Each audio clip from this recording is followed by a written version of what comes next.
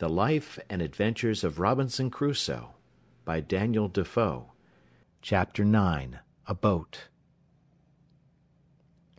But first I was to prepare more land, for I had now seed enough to sow above an acre of ground.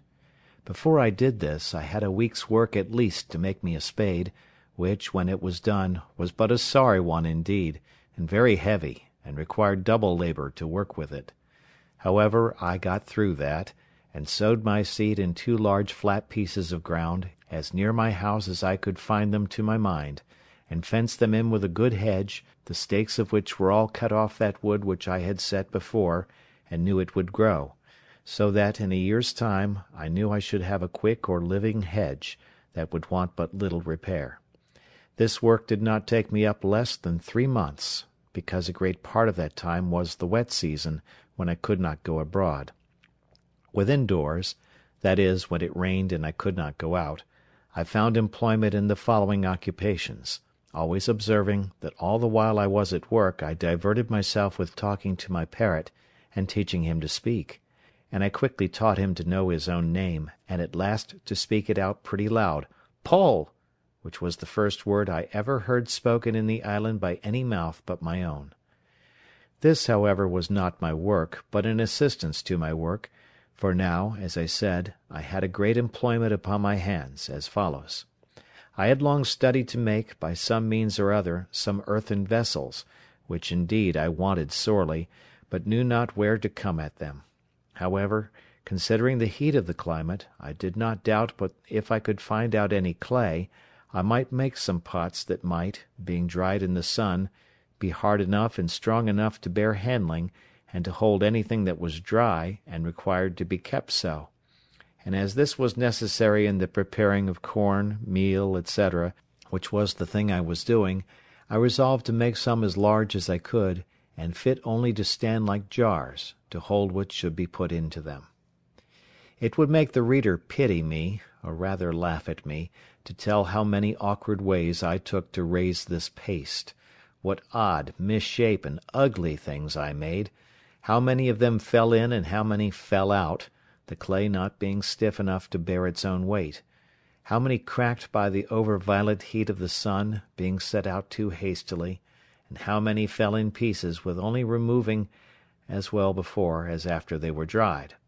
And in a word, how, after having laboured hard to find the clay, to dig it, to temper it, to bring it home, and work it, I could not make above 2 large earthen ugly things, I cannot call them jars, in about 2 months' labour. However, as the sun baked these 2 very dry and hard, I lifted them very gently up, and set them down again in 2 great wicker baskets, which I had made on purpose for them, that they might not break, and as between the pot and the basket there was a little room to spare, I stuffed it full of the rice and barley straw, and these 2 pots being to stand always dry, I thought would hold my dry corn, and perhaps the meal when the corn was bruised.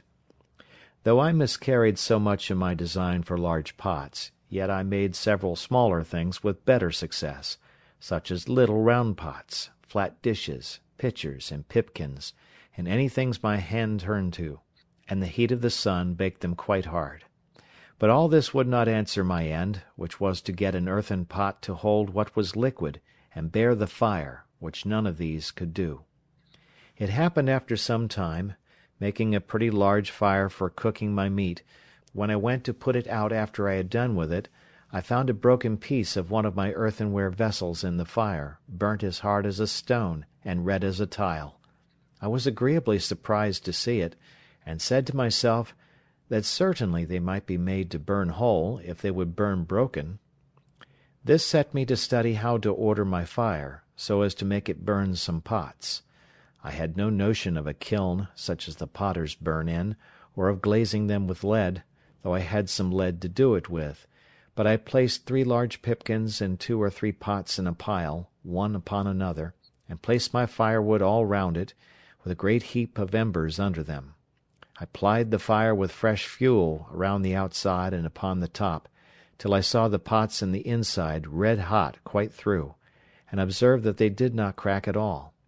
When I saw them clear red, I let them stand in that heat about 5 or 6 hours, till I found one of them, though it did not crack, did melt or run, for the sand which was mixed with the clay melted by the violence of the heat, and would have run into glass if I had gone on. So I slacked my fire gradually till the pots began to abate of the red colour, and watching them all night, that I might not let the fire abate too fast, in the morning I had 3 very good, I will not say handsome, pipkins, and 2 other earthen pots, as hard burnt as could be desired, and one of them perfectly glazed with the running of the sand. After this experiment, I need not say that I wanted no sort of earthenware for my use,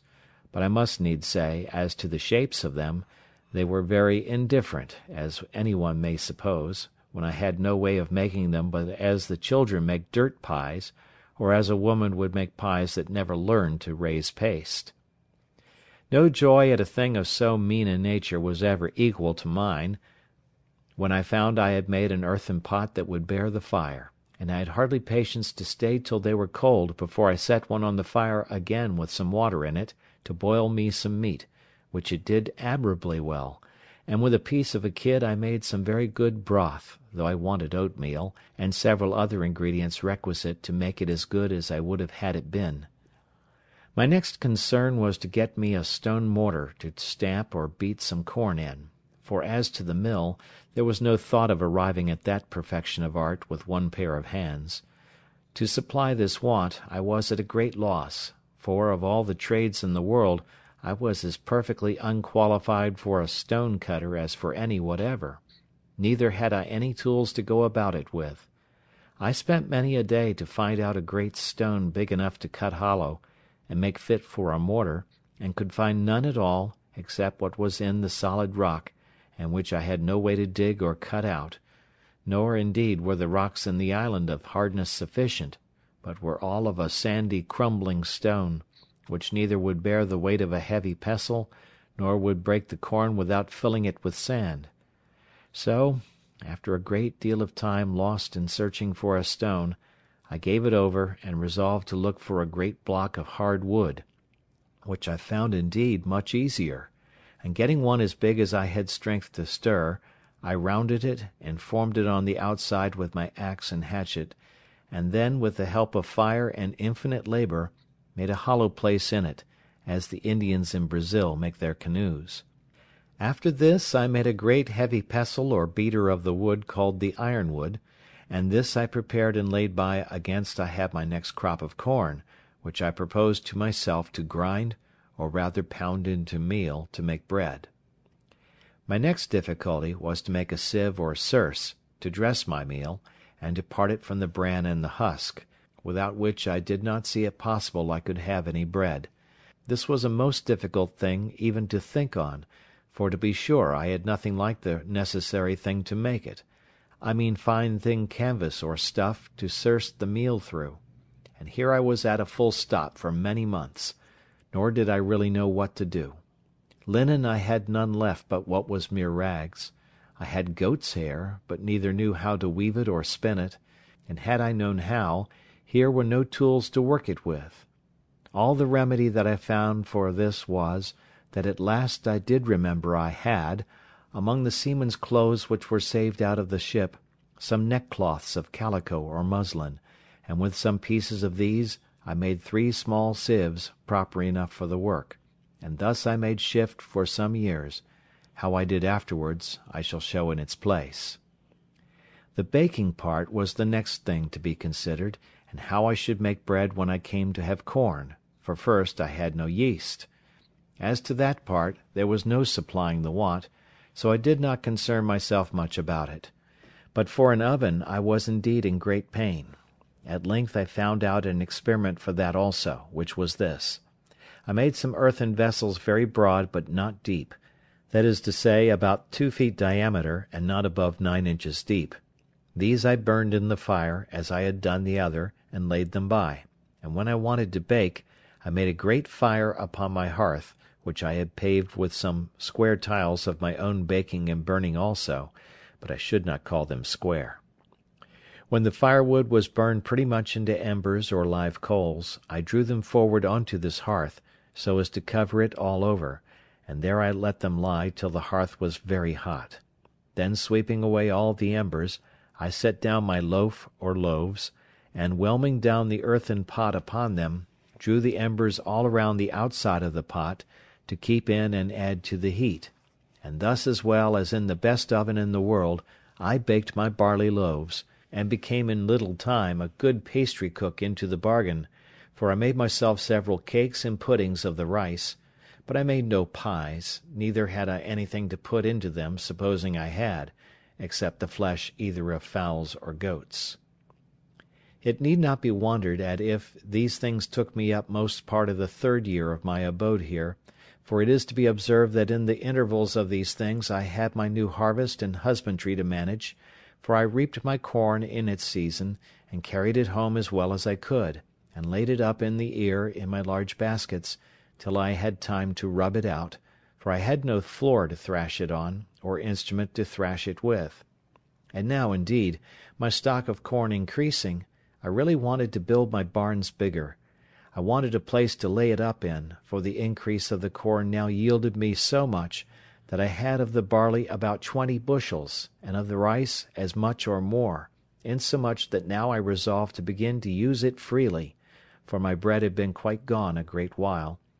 Also I resolved to see what quantity would be sufficient for me a whole year, and to sow but once a year. Upon the whole, I found that the 40 bushels of barley and rice were much more than I could consume in a year, so I resolved to sow just the same quantity every year that I sowed the last, in hopes that such a quantity would fully provide me with bread, etc.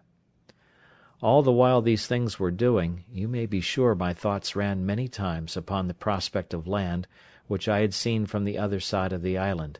and I was not without secret wishes that I were on shore there, fancying that, seeing the mainland, and an inhabited country, I might find some way or other to convey myself further, and perhaps at last find some means of escape. But all this while I made no allowance for the dangers of such an undertaking, and how I might fall into the hands of savages, and perhaps such as I might have reason to think far worse than the lions and tigers of Africa, that if I once came in their power, I should run a hazard of more than 1,000 to 1 of being killed, and perhaps of being eaten, for I had heard that the people of the Caribbean coast were cannibals or man-eaters, and I knew by the latitude that I could not be far from that shore. Then, supposing they were not cannibals, yet they might kill me, as many Europeans who had fallen into their hands had been served, even when they had been 10 or 20 together;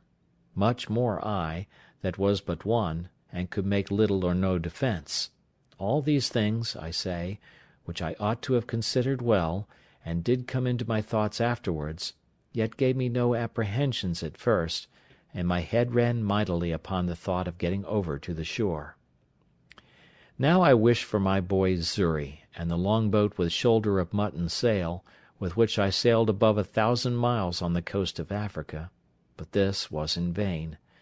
Then I thought I would go and look at our ship's boat, which, as I have said, was blown up upon the shore a great way in the storm when we were first cast away. She lay almost where she did at first, but not quite, and was turned, by the force of the waves and the winds, almost bottom upward, against a high ridge of beachy, rough sand, but no water about her. If I had had hands to have refitted her, and to have launched her into the water, the boat would have done well enough, and I might have gone back into the Brazils with her easily enough; but I might have foreseen that I could no more turn her and set her upright upon her bottom than I could remove the island. However, I went to the woods, and cut levers and rollers, and brought them to the boat, resolving to try what I could do, suggesting to myself that if I could but turn her down, I might repair the damage she had received, and she would be a very good boat, and I might go to sea in her very easily. I spared no pains indeed in this piece of fruitless toil, and spent, I think, 3 or 4 weeks about it. At last, finding it impossible to heave it up with my little strength, I fell to digging away the sand, to undermine it, and so to make it fall down, setting pieces of wood to thrust and guide it right in the fall. But when I had done this, I was unable to stir it up again, or to get under it, much less to move it forward towards the water, so I was forced to give it over, and yet, though I gave over the hopes of the boat, my desire to venture over for the main increased rather than decreased, as the means for it seemed impossible. This at length put me upon thinking whether it was not possible to make myself a canoe, or periagua, such as the natives of those climates make, even without tools, or as I might say, without hands, of the trunk of a great tree. This I not only thought possible, but easy, and pleased myself extremely with the thoughts of making it, and with my having much more convenience for it than any of the negroes or Indians, but not at all considering the particular inconveniences which I lay under more than the Indians did, that is, want of hands to move it when it was made into the water, a difficulty much harder for me to surmount than all the consequences of want of tools could be to them. For what was it to me, if when I had chosen a vast tree in the woods, and with much trouble cut it down, if I had been able with my tools to hew and dub the outside into the proper shape of a boat, and burn or cut out the inside to make it hollow, so as to make a boat of it, if after all this I must leave it just there where I found it, and not be able to launch it into the water? One would have thought I could not have had the least reflection upon my mind of my circumstances while I was making this boat, but I should have immediately thought how I should get it into the sea, but my thoughts were so intent upon my voyage over the sea in it, that I never once considered how I should get it off the land, and it was really, in its own nature, more easy for me to guide it over 45 miles of sea than about 45 fathoms of land, where it lay, to set it afloat in the water. I went to work upon this boat the most like a fool that ever a man did who had any of his senses awake. I pleased myself with the design, without determining whether I was ever able to undertake it, not but that the difficulty of launching my boat came often into my head, but I put a stop to my inquiries into it by this foolish answer which I gave myself: "Let me first make it. I warrant I will find some way or other to get it along when it is done." This was a most preposterous method, for the eagerness of my fancy prevailed, and to work I went. I felled a cedar tree, and I question much whether Solomon ever had such a one for the building of the Temple of Jerusalem. It was 5 feet 10 inches diameter at the lower part next the stump, and 4 feet 11 inches diameter at the end of 22 feet, after which it lessened for a while, and then parted into branches. It was not without infinite labour that I felled this tree. I was 20 days hacking and hewing at it at the bottom. I was 14 more getting the branches and limbs and the vast spreading head cut off, which I hacked and hewed through with axe and hatchet, an inexpressible labour. After this it cost me a month to shape it and dub it to a proportion, and to something like the bottom of a boat, that it might swim upright as it ought to do. It cost me near 3 months more to clear the inside, and work it out so as to make an exact boat of it. This I did, indeed, without fire, by mere mallet and chisel, and by the dint of hard labour, till I had brought it to be a very handsome periagua, and big enough to have carried 26 men, and consequently big enough to have carried me and all my cargo. When I had gone through this work I was extremely delighted with it. The boat was really much bigger than ever I saw a canoe or periagua, that was made of one tree, in my life. Many a weary stroke it had cost, you may be sure, and had I gotten it into the water, I make no question but I should have begun the maddest voyage, and the most unlikely to be performed, that ever was undertaken. But all my devices to get it into the water failed me, though they cost me infinite labour too. It lay about 100 yards from the water, and not more, but the first inconvenience was, it was uphill towards the creek. Well, to take away this discouragement, I resolved to dig into the surface of the earth, and so make a declivity. This I began, and it cost me a prodigious deal of pains, but who grudges pains who have their deliverance in view? But when this was worked through, and this difficulty managed, it was still much the same, for I could no more stir the canoe than I could the other boat. Then I measured the distance of ground, and resolved to cut a dock or canal, to bring the water up to the canoe, seeing I could not bring the canoe down to the water. Well, I began this work, and when I began to enter upon it, and calculate how deep it was to be dug, how broad, how the stuff was to be thrown out, I found that, by the number of hands I had, being none but my own,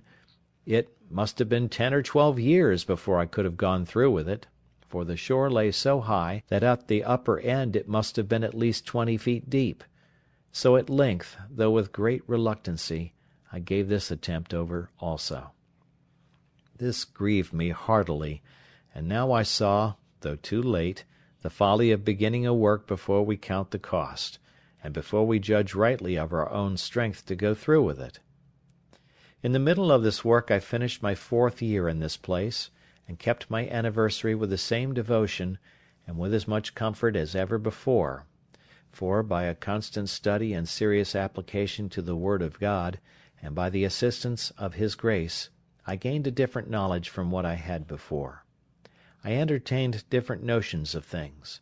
I looked now upon the world as a thing remote, which I had nothing to do with, no expectations from, and indeed no desires about.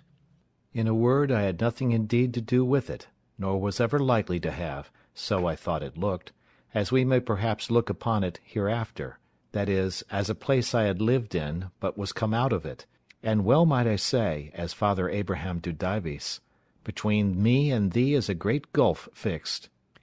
In the first place, I was removed from all the wickedness of the world here. I had neither the lusts of the flesh, the lusts of the eye, nor the pride of life. I had nothing to covet, for I had all that I was now capable of enjoying. I was lord of the whole manor, or, if I pleased, I might call myself king or emperor over the whole country which I had possession of. There were no rivals, I had no competitor, none to dispute sovereignty or command with me. I might have raised ship-loadings of corn, but I had no use for it, so I let as little grow as I thought enough for my occasion. I had tortoise or turtle enough, but now and then one was as much as I could put to any use. I had timber enough to have built a fleet of ships, and I had grapes enough to have made wine, or to have cured into raisins, to have loaded that fleet when it had been built. But all I could make use of was all that was valuable. I had enough to eat and supply my wants, and what was all the rest to me? If I killed more flesh than I could eat, the dog must eat it, or vermin. If I sowed more corn than I could eat, it must be spoiled. The trees that I cut down were lying to rot on the ground. I could make no more use of them but for fuel, and that I had no occasion for but to dress my food. In a word, the nature and experience of things dictated to me, upon just reflection, that all the good things of this world are no farther good to us than they are for our use, and that, whatever we may heap up to give others, we enjoy just as much as we can use, and no more.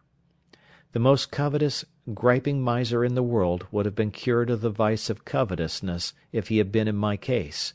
for I possessed infinitely more than I knew what to do with. I had no room for desire, except it was of things which I had not, and they were but trifles, though indeed of great use to me. I had, as I hinted before, a parcel of money, as well gold as silver, about 36 pounds sterling. Alas! there the sorry, useless stuff lay. I had no more manner of business for it, and often thought with myself that I would have given a handful of it for a gross of tobacco pipes, or for a hand-mill to grind my corn. Nay, I would have given it all for a sixpennyworth of turnip and carrot seed out of England, or for a handful of peas and beans and a bottle of ink. As it was, I had not the least advantage by it or benefit from it, but there it lay in a drawer, and grew mouldy with the damp of the cave in the wet seasons, and if I had had the drawer full of diamonds, it had been the same case. They had been of no manner of value to me, because of no use. I had now brought my state of life to be much easier in itself than it was at first, and much easier to my mind as well as to my body. I frequently sat down to meat with thankfulness, and admired the hand of God's providence, which had thus spread my table in the wilderness. I learned to look more upon the bright side of my condition and less upon the dark side, and to consider what I enjoyed rather than what I wanted, and this gave me sometimes such secret comforts that I cannot express them, and which I take notice of here, to put those discontented people in mind of it, who cannot enjoy comfortably what God has given them, because they see and covet something that He has not given them. All our discontents about what we want appeared to me to spring from the want of thankfulness for what we have. Another reflection was of great use to me, and doubtless would be so to any one that should fall into such distress as mine was, and this was, to compare my present condition with what I at first expected it would be, nay, with what it would certainly have been, if the good providence of God had not wonderfully ordered the ship to be cast up nearer to the shore, where I not only could come at her, but could bring what I got out of her to the shore for my relief and comfort, without which I had wanted for tools to work, weapons for defence, and gunpowder and shot for getting my food. I spent whole hours, I may say whole days, in representing to myself, in the most lively colours, how I must have acted if I had got nothing out of the ship, how I could not have so much as got any food, except fish and turtles, and that, as it was long before I found any of them, I must have perished first, that I should have lived, if I had not perished, like a mere savage, that if I had killed a goat or a fowl by any contrivance, I had no way to flay or open it, or part the flesh from the skin and the bowels, or to cut it up, but must gnaw it with my teeth and pull it with my claws like a beast. These reflections made me very sensible of the goodness of Providence to me, and very thankful for my present condition, with all its hardships and misfortunes, and this part also I cannot but recommend to the reflection of those who are apt, in their misery, to say, "Is any affliction like mine?" Let them consider how much worse the cases of some people are, and their case might have been, if Providence had thought fit. I had another reflection, which assisted me also to comfort my mind with hopes, and this was comparing my present situation with what I had deserved, and had therefore reason to expect from the hand of Providence. I had lived a dreadful life, perfectly destitute of the knowledge and fear of God. I had been well instructed by father and mother, neither had they been wanting to me in their early endeavours to infuse a religious awe of God into my mind, a sense of my duty, and what the nature and end of my being required of me. But, alas! Falling early into the seafaring life, which of all lives is the most destitute of the fear of God, though His terrors are always before them, I say, falling early into the seafaring life and into seafaring company, all that little sense of religion which I had entertained was laughed out of me by my messmates, by a hardened despising of dangers and the views of death, which grew habitual to me by my long absence from all manner of opportunities to converse with anything but what was like myself, or to hear anything that was good or tended towards it. So void was I of everything that was good, or the least sense of what I was, or was to be, that, in the greatest deliverances I enjoyed, such as my escape from Sallee, my being taken up by the Portuguese master of the ship,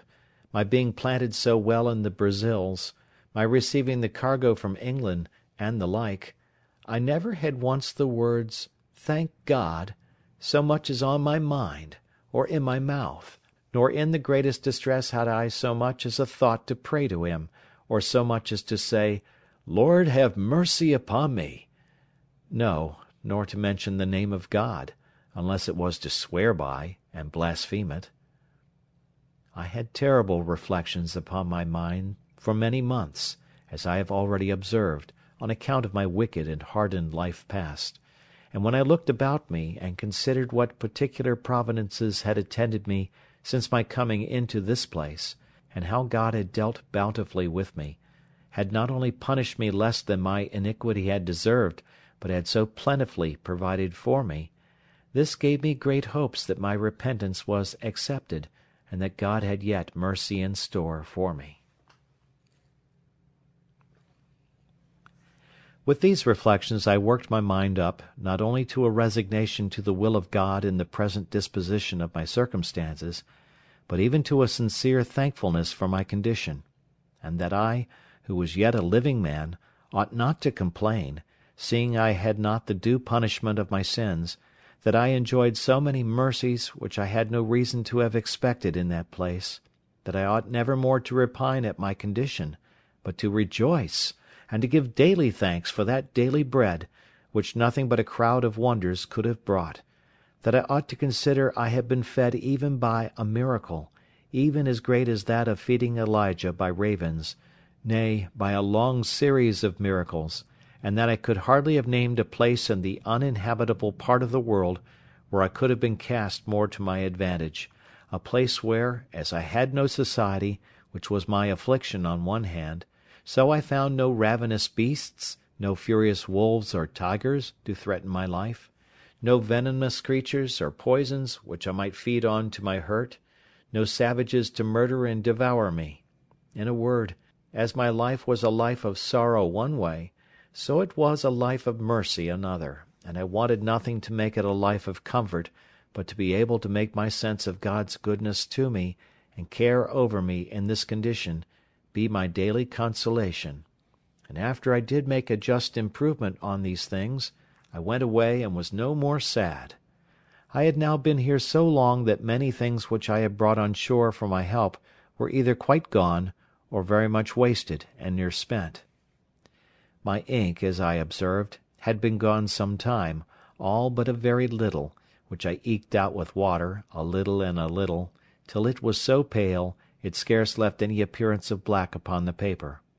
As long as it lasted I made use of it to minute down the days of the month on which any remarkable thing happened to me, and first, by casting up times past, I remembered that there was a strange concurrence of days in the various providences which befell me, and which, if I had been superstitiously inclined to observe days as fatal or fortunate, I might have had reason to have looked upon with a great deal of curiosity. First, I had observed that the same day that I broke away from my father and friends and ran away to Hull in order to go to sea, the same day afterwards I was taken by the Sallee man-of-war and made a slave. The same day of the year that I escaped out of the wreck of that ship in Yarmouth Roads, that same day, year afterwards, I made my escape from Sallee in a boat. The same day of the year I was born on, that is, the 30th of September, that same day I had my life so miraculously saved 26 years after, when I was cast on shore in this island, so that my wicked life and my solitary life began both on a day. The next thing to my ink being wasted was that of my bread. I mean the biscuit which I brought out of the ship. This I had husbanded to the last degree, allowing myself but one cake of bread a day for above a year, and yet I was quite without bread for near a year before I got any corn of my own, and great reason I had to be thankful that I had any at all, the getting of it being, as has been already observed, next to miraculous. My clothes, too, began to decay. As to linen, I had had none a good while, except some checkered shirts which I found in the chests of the other seamen, and which I carefully preserved, because many times I could bear no other clothes on but a shirt, and it was a very great help to me that I had, among all the men's clothes of the ship, almost 3 dozen of shirts. There were also, indeed, several thick watch coats of the seamen's which were left, but they were too hot to wear. And though it is true that the weather was so violently hot that there was no need of clothes, yet I could not go quite naked, no, though I had been inclined to it, which I was not, nor could I abide the thought of it, though I was alone. The reason why I could not go naked was, I could not bear the heat of the sun so well when quite naked as with some clothes on. Nay, the very heat frequently blistered my skin, whereas, with a shirt on, the air itself made some motion, and whistling under the shirt was twofold cooler than without it. No more could I ever bring myself to go out in the heat of the sun without a cap or a hat. The heat of the sun, beating with such violence as it does in that place, would give me the headache presently, by darting so directly on my head, without a cap or hat on, so that I could not bear it, whereas if I put on my hat it would presently go away. Upon these views I began to consider about putting the few rags I had, which I called clothes, into some order. I had worn out all the waistcoats I had, and my business was now to try if I could not make jackets out of the great watchcoats which I had by me, and with such other materials as I had, so I set to work tailoring, or rather, indeed, botching, for I made most piteous work of it. However, I made shift to make 2 or 3 new waistcoats, which I hoped would serve me a great while. As for breeches or drawers, I made but a very sorry shift indeed till afterwards. I have mentioned that I saved the skins of all the creatures that I killed, I mean 4-footed ones, and I had them hung up, stretched out with sticks in the sun, by which means some of them were so dry and hard that they were fit for little, but others were very useful. The first thing I made of these was a great cap for my head, with the hair on the outside, to shoot off the rain, and this I performed so well, that after I made me a suit of clothes wholly of these skins, that is to say, a waistcoat, and breeches open at the knees, and both loose, for they were rather wanting to keep me cool than to keep me warm. I must not omit to acknowledge that they were wretchedly made, for if I was a bad carpenter, I was a worse tailor. However, they were such as I made very good shift with, and when I was out, if it happened to rain, the hair of my waistcoat and cap being outermost, I was kept very dry. After this, I spent a great deal of time and pains to make an umbrella. I was, indeed, in great want of one, and had a great mind to make one. I had seen them made in the Brazils, where they are very useful in the great heats there, and I felt the heats every jot as great here, and greater too, being nearer the equinox. Besides, as I was obliged to be much abroad, it was a most useful thing to me, as well for the rains as the heats. I took a world of pains with it, and was a great while before I could make anything likely to hold. Nay, after I had thought I had hit the way, I spoiled 2 or 3 before I made one to my mind. But at last I made one that answered indifferently well. The main difficulty I found was to make it let down.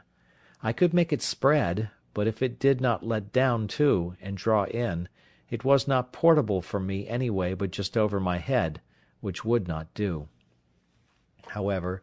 at last, as I said, I made one to answer, and covered it with skins, the hair upwards, so that it cast off the rain like a penthouse, and kept off the sun so effectually that I could walk out in the hottest of the weather with greater advantage than I could before in the coolest, and when I had no need of it could close it, and carry it under my arm. Thus I lived mighty comfortably, my mind being entirely composed by resigning myself to the will of God, and throwing myself wholly upon the disposal of His providence. This made my life better than sociable, for when I began to regret the want of conversation, I would ask myself, whether thus conversing mutually with my own thoughts, and, as I hope I may say, with even God Himself, by ejaculations, was not better than the utmost enjoyment of human society in the world? End of chapter 9. The Life and Adventures of Robinson Crusoe, by Daniel Defoe. Chapter 10. Tames Goats. I cannot say that after this, for 5 years, any extraordinary thing happened to me,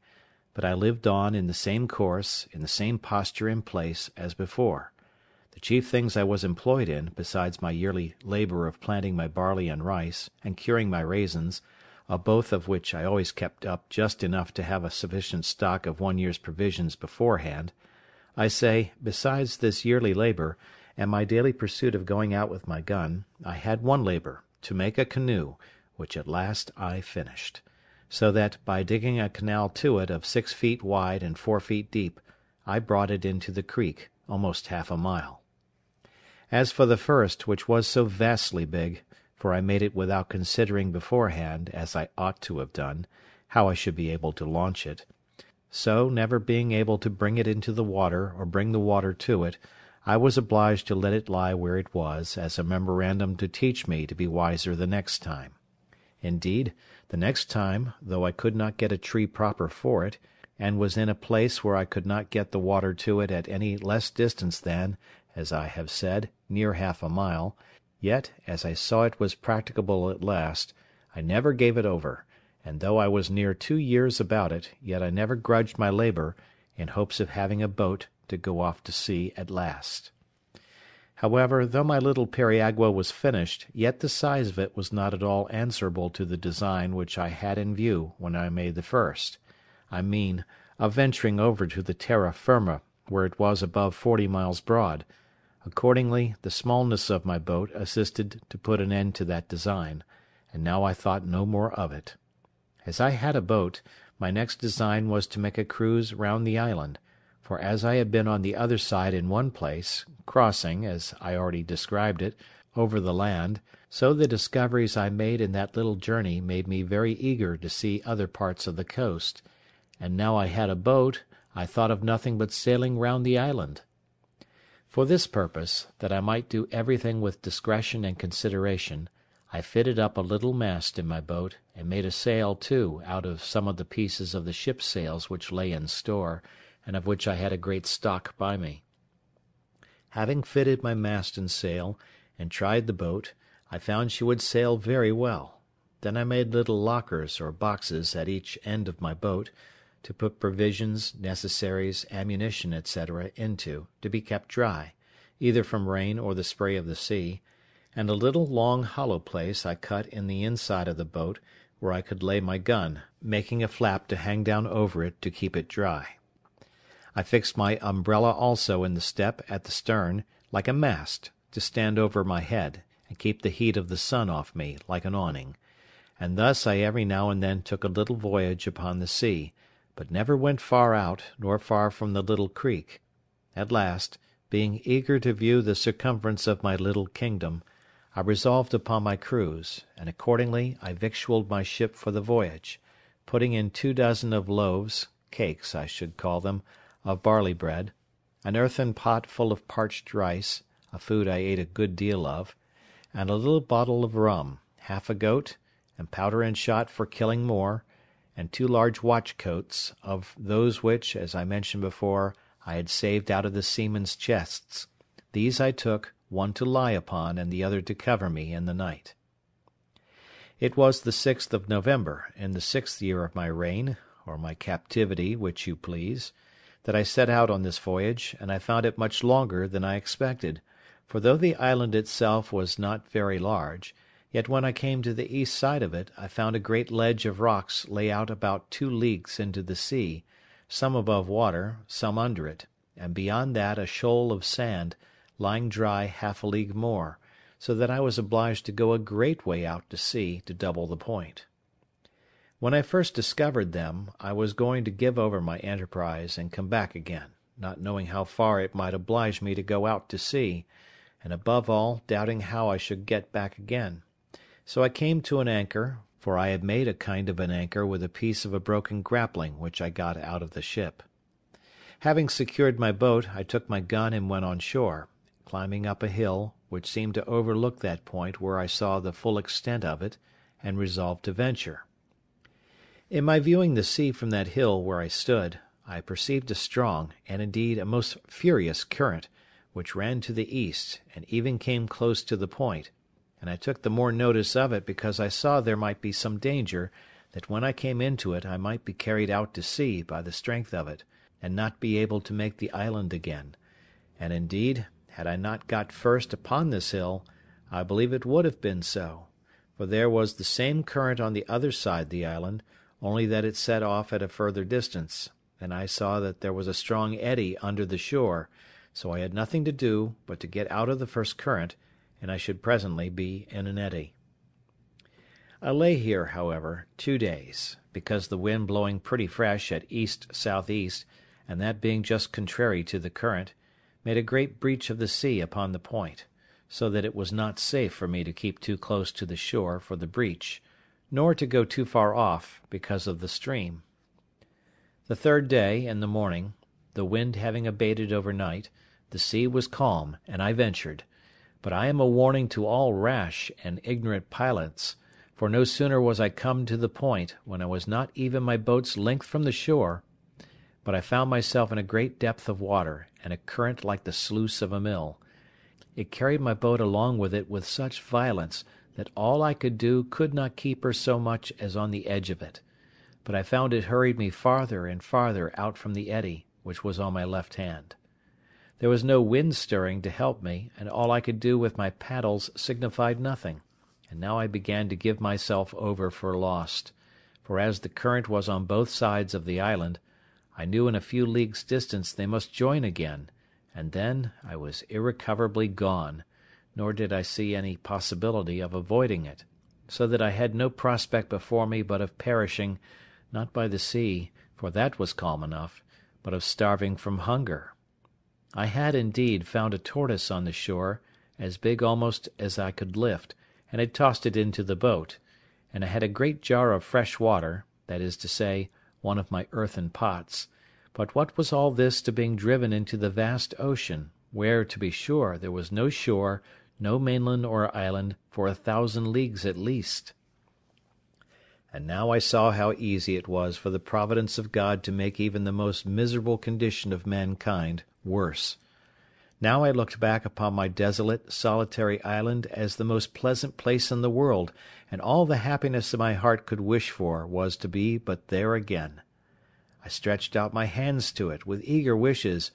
"O happy desert!" said I shall never see thee more. O miserable creature, whither am I going?" Then I reproached myself with my unthankful temper,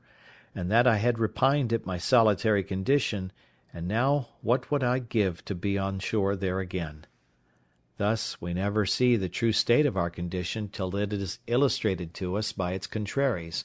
nor know how to value what we enjoy but by the want of it. It is scarcely possible to imagine the consternation I was now in, being driven from my beloved island,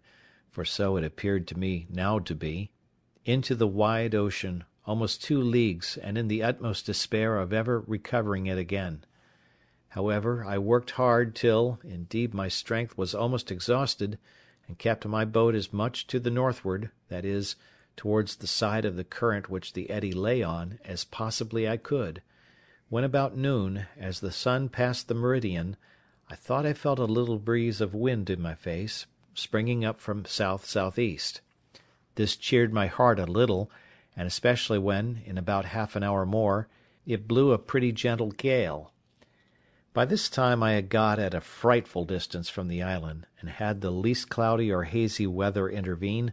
I had been undone another way too, for I had no compass on board, and should never have known how to have steered toward the island, if I had but once lost sight of it. But the weather continuing clear, I applied myself to get up my mast again, and spread my sail, standing away to the north as much as possible, to get out of the current. Just as I had set my mast and sail, and the boat began to stretch away, I saw even by the clearness of the water some alteration of the current was near, for where the current was so strong the water was foul, but perceiving the water clear, I found the current abate, and presently I found to the east, at about half a mile, a breach of the sea upon some rocks. These rocks I found caused the current to part again, and as the main stress of it ran away more southerly, leaving the rocks to the northeast, so the other returned by the repulse of the rocks, and made a strong eddy, which ran back again to the northwest with a very sharp stream. They who know what it is to have a reprieve brought to them upon the ladder, or to be rescued from thieves just going to murder them, or who have been in such extremities, may guess what my present surprise of joy was, and how gladly I put my boat into the stream of this eddy, and the wind also freshening, how gladly I spread my sail to it, running cheerfully before the wind, and with a strong tide or eddy underfoot. This eddy carried me about a league on my way back again, directly towards the island, but about 2 leagues more to the northward than the current which carried me away at first, so that when I came near the island, I found myself open to the northern shore of it, that is to say, the other end of the island, opposite to that which I went out from. When I had made something more than a league of way by the help of this current or eddy, I found it was spent, and served me no further. However, I found that being between 2 great currents, that is, that on the south side, which had hurried me away, and that on the north, which lay about a league on the other side, I say, between these two, in the wake of the island, I found the water at least still and running no way, and having still a breeze of wind fair for me, I kept on steering directly for the island, though not making such fresh way as I did before. About 4 o'clock in the evening, being then within a league of the island, I found the point of the rocks which occasioned this disaster stretching out, as is described before, to the southward, and casting off the current more southerly, had, of course, made another eddy to the north, and this I found very strong, but not directly setting the way my course lay, which was due west, but almost full north. However, having a fresh gale, I stretched across this eddy, slanting northwest, and in about an hour came within about a mile of the shore, where, it being smooth water, I soon got to land. When I was on shore, I fell on my knees and gave God thanks for my deliverance, resolving to lay aside all thoughts of my deliverance by my boat, and refreshing myself with such things as I had, I brought my boat close to the shore, in a little cove that I had spied under some trees, and laid me down to sleep, being quite spent with the labour and fatigue of the voyage. I was now at a great loss which way to get home with my boat. I had run so much hazard, and knew too much of the case, to think of attempting it by the way I went out, and what might be at the other side, I mean the west side, I knew not, nor had I any mind to run any more ventures, so I resolved on the next morning to make my way westward along the shore, and to see if there was no creek where I might lay up my frigate in safety, so as to have her again if I wanted her. In about 3 miles or thereabouts, coasting the shore, I came to a very good inlet or bay, about a mile over, which narrowed till it came to a very little rivulet or brook, where I found a very convenient harbour for my boat, and where she lay as if she had been in a little dock made on purpose for her. Here I put in, and having stowed my boat very safe, I went on shore to look about me and see where I was.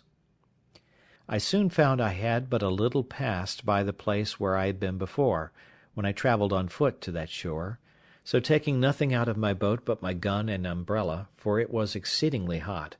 I began my march. The way was comfortable enough after such a voyage as I had been upon, and I reached my old bower in the evening, where I found everything standing as I left it, for I always kept it in good order, being, as I said before, my country house.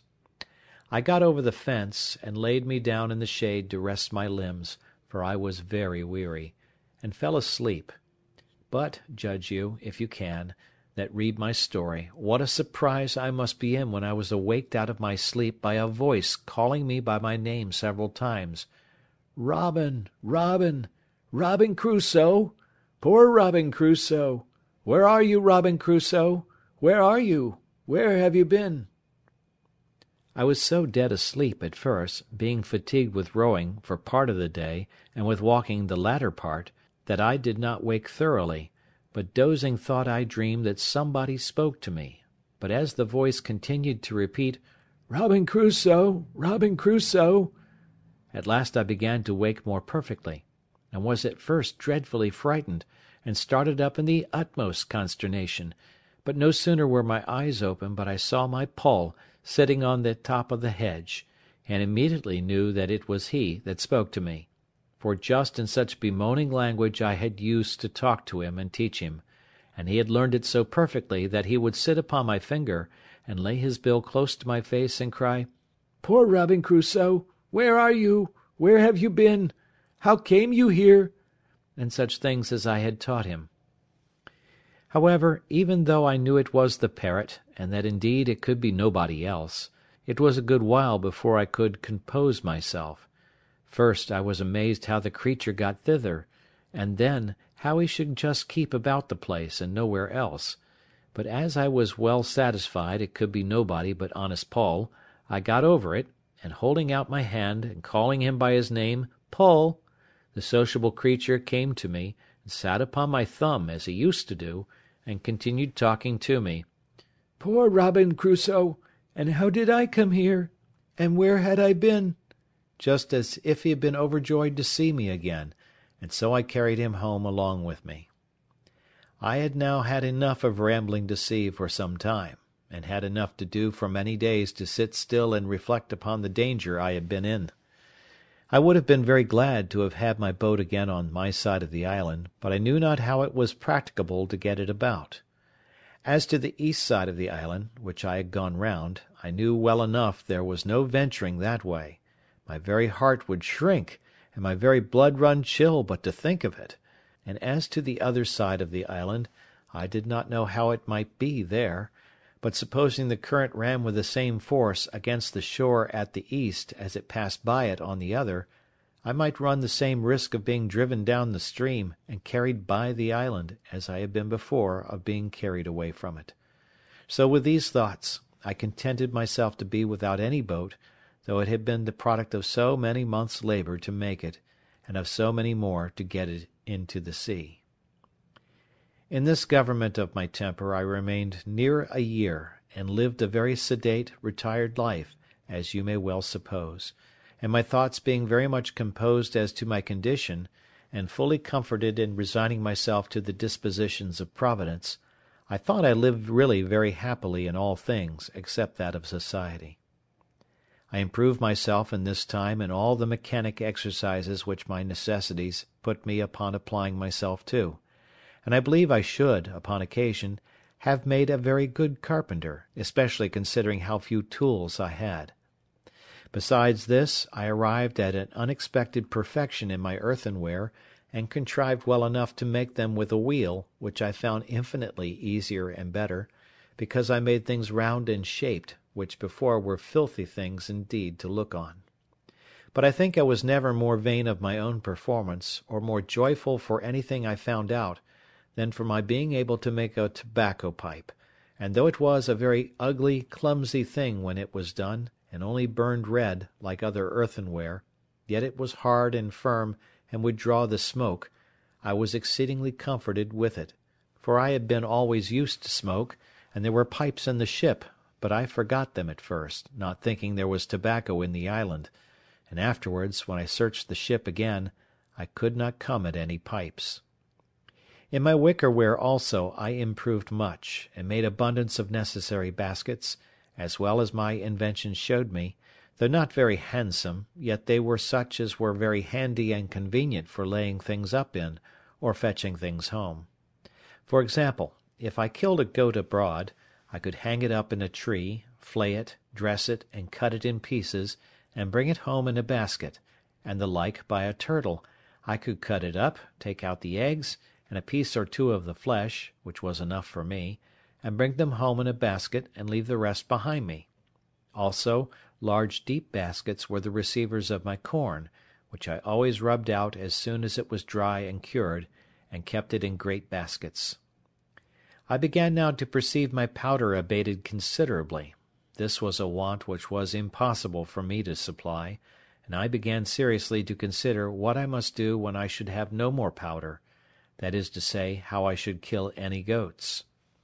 I had, as is observed in the 3rd year of my being here, kept a young kid, and bred her up tame, and I was in hopes of getting a he-goat, but I could not by any means bring it to pass, till my kid grew an old goat, and as I could never find in my heart to kill her, she died at last of mere age. And being now in the 11th year of my residence, and, as I have said, my ammunition growing low, I set myself to study some art to trap and snare the goats, to see whether I could not catch some of them alive, and particularly I wanted a she-goat great with young. For this purpose I made snares to hamper them, and I do believe they were more than once taken in them, but my tackle was not good, for I had no wire, and I always found them broken and my bait devoured.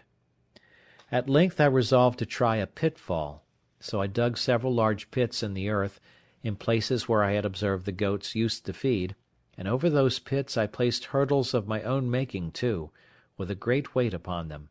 and several times I put ears of barley and dry rice without setting the trap, and I could easily perceive that the goats had gone in and eaten up the corn, for I could see the marks of their feet. At length I set 3 traps in one night, and going the next morning I found them, all standing, and yet the bait eaten and gone. This was very discouraging. However, I altered my traps, and not to trouble you with particulars, going one morning to see my traps, I found in one of them a large old he-goat, and in one of the others 3 kids, a male and 2 females. As to the old one, I knew not what to do with him. He was so fierce I durst not go into the pit to him,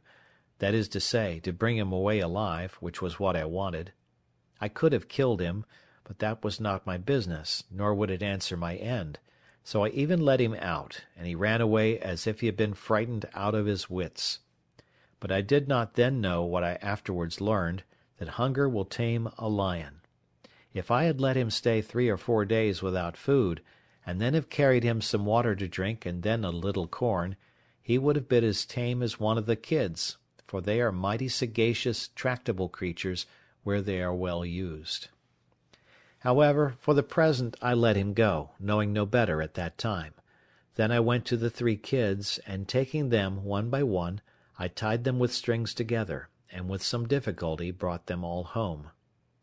It was a good while before they would feed, but throwing them some sweet corn, it tempted them, and they began to be tame. And now I found that if I expected to supply myself with goat's flesh when I had no powder or shot left, breeding some up tame was my only way, when perhaps I might have them about my house like a flock of sheep.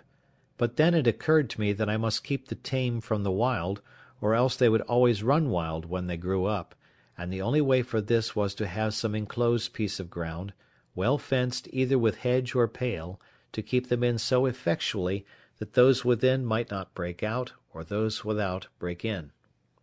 This was a great undertaking for one pair of hands, yet, as I saw there was an absolute necessity for doing it, my first work was to find out a proper piece of ground, where there was likely to be herbage for them to eat, water for them to drink, and cover to keep them from the sun. Those who understand such enclosures will think I had very little contrivance when I pitched upon a place very proper for all these, being a plain open piece of meadow land, or savannah, as our people call it in the western colonies, which had 2 or 3 little drills of fresh water in it, and at one end it was very woody. I say they will smile at my forecast, when I shall tell them I began by enclosing this piece of ground in such a manner that my hedge or pale must have been at least 2 miles about. Nor was the madness of it so great as to the compass, for if it was 10 miles about, I was like to have time enough to do it in, but I did not consider that my goats would be as wild in so much compass as if they had had the whole island, and I should have so much room to chase them in that I should never catch them. My hedge was begun and carried on, I believe, about 50 yards when this thought occurred to me, so I presently stopped short, and for the beginning I resolved to enclose a piece of about 150 yards in length, and 100 yards in breadth, which, as it would maintain as many as I should have in any reasonable time, so, as my stock increased, I could add more ground to my enclosure. This was acting with some prudence, and I went to work with courage. I was about 3 months hedging in the first piece, and till I had done it, I tethered the 3 kids in the best part of it, and used them to feed as near me as possible, to make them familiar, and very often I would go and carry them some ears of barley, or a handful of rice, and feed them out of my hand, so that after my enclosure was finished and I let them loose, they would follow me up and down, bleating after me for a handful of corn. This answered my end, and in about 1.5 years I had a flock of about 12 goats, kids and all, and in 2 years more I had 43, besides several that I took and killed for my food. After that, I enclosed 5 several pieces of ground to feed them in, with little pens to drive them to take them as I wanted, and gates out of one piece of ground into another. But this was not all, for now I not only had goat's flesh to feed on when I pleased, but milk too, a thing which, indeed, in the beginning I did not so much as think of, and which, when it came into my thoughts, was really an agreeable surprise, for now I set up my dairy, and had sometimes 1 gallon or 2 of milk in a day. And as nature, who gives supplies of food to every creature, dictates even naturally how to make use of it, so I, that had never milked a cow, much less a goat, or seen butter or cheese made only when I was a boy, after a great many essays and miscarriages, made both butter and cheese at last, also salt, though I found it partly made to my hand by the heat of the sun upon some of the rocks of the sea, and never wanted it afterwards. How mercifully can our Creator treat his creatures, even in those conditions in which they are seen to be overwhelmed in destruction! How can he sweeten the bitterest providences, and give us cause to praise him for dungeons and prisons! What a table was here spread for me in the wilderness, where I saw nothing at first but to perish for hunger. End of chapter 10. The Life and Adventures of Robinson Crusoe, by Daniel Defoe. Chapter 11. Finds print of man's foot on the sand. It would have made a stoic smile to have seen me and my little family sit down to dinner. There was my Majesty the Prince and Lord of the whole island. I had the lives of all my subjects at my absolute command. I could hang, draw, give liberty, and take it away, and no rebels among all my subjects. Then to see how like a king I dined, too, all alone, attended by my servants. Paul, as if he had been my favourite, was the only person permitted to talk to me. My dog, who was now grown old and crazy, and had found no species to multiply his kind upon, sat always at my right hand, and two cats, one on one side of the table and one on the other, expecting now and then a bit from my hand as a mark of especial favour. But these were not the two cats which I brought on shore at first, for they were both of them dead, and had been interred near my habitation by my own hand, but one of them having multiplied by I know not what kind of creature, these were two which I had preserved tame, whereas the rest ran wild in the woods, and became indeed troublesome to me at last, for they would often come into my house and plunder me too, till at last I was obliged to shoot them, and did kill a great many. At length they left me. With this attendance, and in this plentiful manner I lived, neither could I be said to want anything but society, and of that, some time after this, I was likely to have too much. I was something impatient, as I have observed, to have the use of my boat, though very loath to run any more hazards, and therefore sometimes I sat contriving ways to get her about the island, and at other times I sat myself down contented enough without her. But I had a strange uneasiness in my mind to go down to the point of the island where, as I have said in my last ramble, I went up the hill to see how the shore lay, and how the current set, that I might see what I had to do. This inclination increased upon me every day, and at length I resolved to travel thither by land, following the edge of the shore. I did so, but had any one in England met such a man as I was, it must either have frightened him or raised a great deal of laughter, and as I frequently stood still to look at myself, I could not but smile at the notion of my travelling through Yorkshire with such an equipage, and in such a dress. Be pleased to take a sketch of my figure, as follows. I had a great high shapeless cap, made of a goat's skin, with a flap hanging down behind, as well to keep the sun from me as to shoot the rain off from running into my neck, nothing being so hurtful in these climates as the rain upon the flesh under the clothes. I had a short jacket of goat's skin, the skirts coming down to about the middle of the thighs, and a pair of open-kneed breeches of the same. The breeches were made of the skin of an old he-goat, whose hair hung down such a length on either side that, like pantaloons, it reached to the middle of my legs. Stockings and shoes I had none, but it made me a pair of somethings, I scarce knew what to call them, like buskins, to flap over my legs, and lace on either side like spatterdashes, but of a most barbarous shape, as indeed were all the rest of my clothes. I had on a broad belt of goat's skin dried, which I drew together with two thongs of the same instead of buckles, and in a kind of a frog on either side of this, instead of a sword and dagger, hung a little saw and a hatchet, one on one side and one on the other. I had another belt not so broad, and fastened in the same manner, which hung over my shoulder, and at the end of it, under my left arm, hung two pouches, both made of goat's skin too, in one of which hung my powder, in the other my shot. At my back I carried my basket, and on my shoulder my gun, and over my head a great clumsy, ugly, goatskin umbrella, but which, after all, was the most necessary thing I had about me, next to my gun. As for my face, the colour of it was really not so mulatto-like as one might expect from a man not at all careful of it, and living within 9 or 10 degrees of the equinox. My beard I had once suffered to grow till it was about 1/4 of a yard long, but as I had both scissors and razors sufficient, I had cut it pretty short, except what grew on my upper lip, which I had trimmed into a large pair of Mahometan whiskers, such as I had seen worn by some Turks at Sallee, for the Moors did not wear such, though the Turks did, of these mustachios or whiskers. I will not say they were long enough to hang my hat upon them, but they were of a length and shape monstrous enough, and such as in England would have passed for frightful.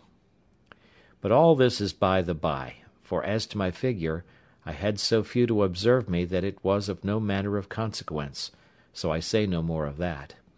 In this kind of dress I went my new journey, and was out 5 or 6 days. I travelled first along the seashore, directly to the place where I first brought my boat to an anchor to get upon the rocks, and having no boat now to take care of, I went over the land a nearer way to the same height that I was upon before, when, looking forward to the points of the rocks which lay out, and which I was obliged to double with my boat, as is said above, I was surprised to see the sea all smooth and quiet, no rippling, no motion, no current, any more there than in other places. I was at a strange loss to understand this, and resolved to spend some time in the observing it, to see if nothing from the sets of the tide had occasioned it. But I was presently convinced how it was, that is, that the tide of ebb setting from the west, and joining with the current of waters from some great river on the shore, must be the occasion of this current, and that, according as the wind blew more forcibly from the west or from the north, this current came nearer or went farther from the shore. For waiting thereabouts till evening, I went up to the rock again, and then the tide of ebb being made, I plainly saw the current again as before, only that it ran farther off, being near 1/2 a league from the shore, whereas in my case it set close upon the shore, and hurried me and my canoe along with it, which at another time it would not have done. This observation convinced me that I had nothing to do but to observe the ebbing and the flowing of the tide, and I might very easily bring my boat about the island again.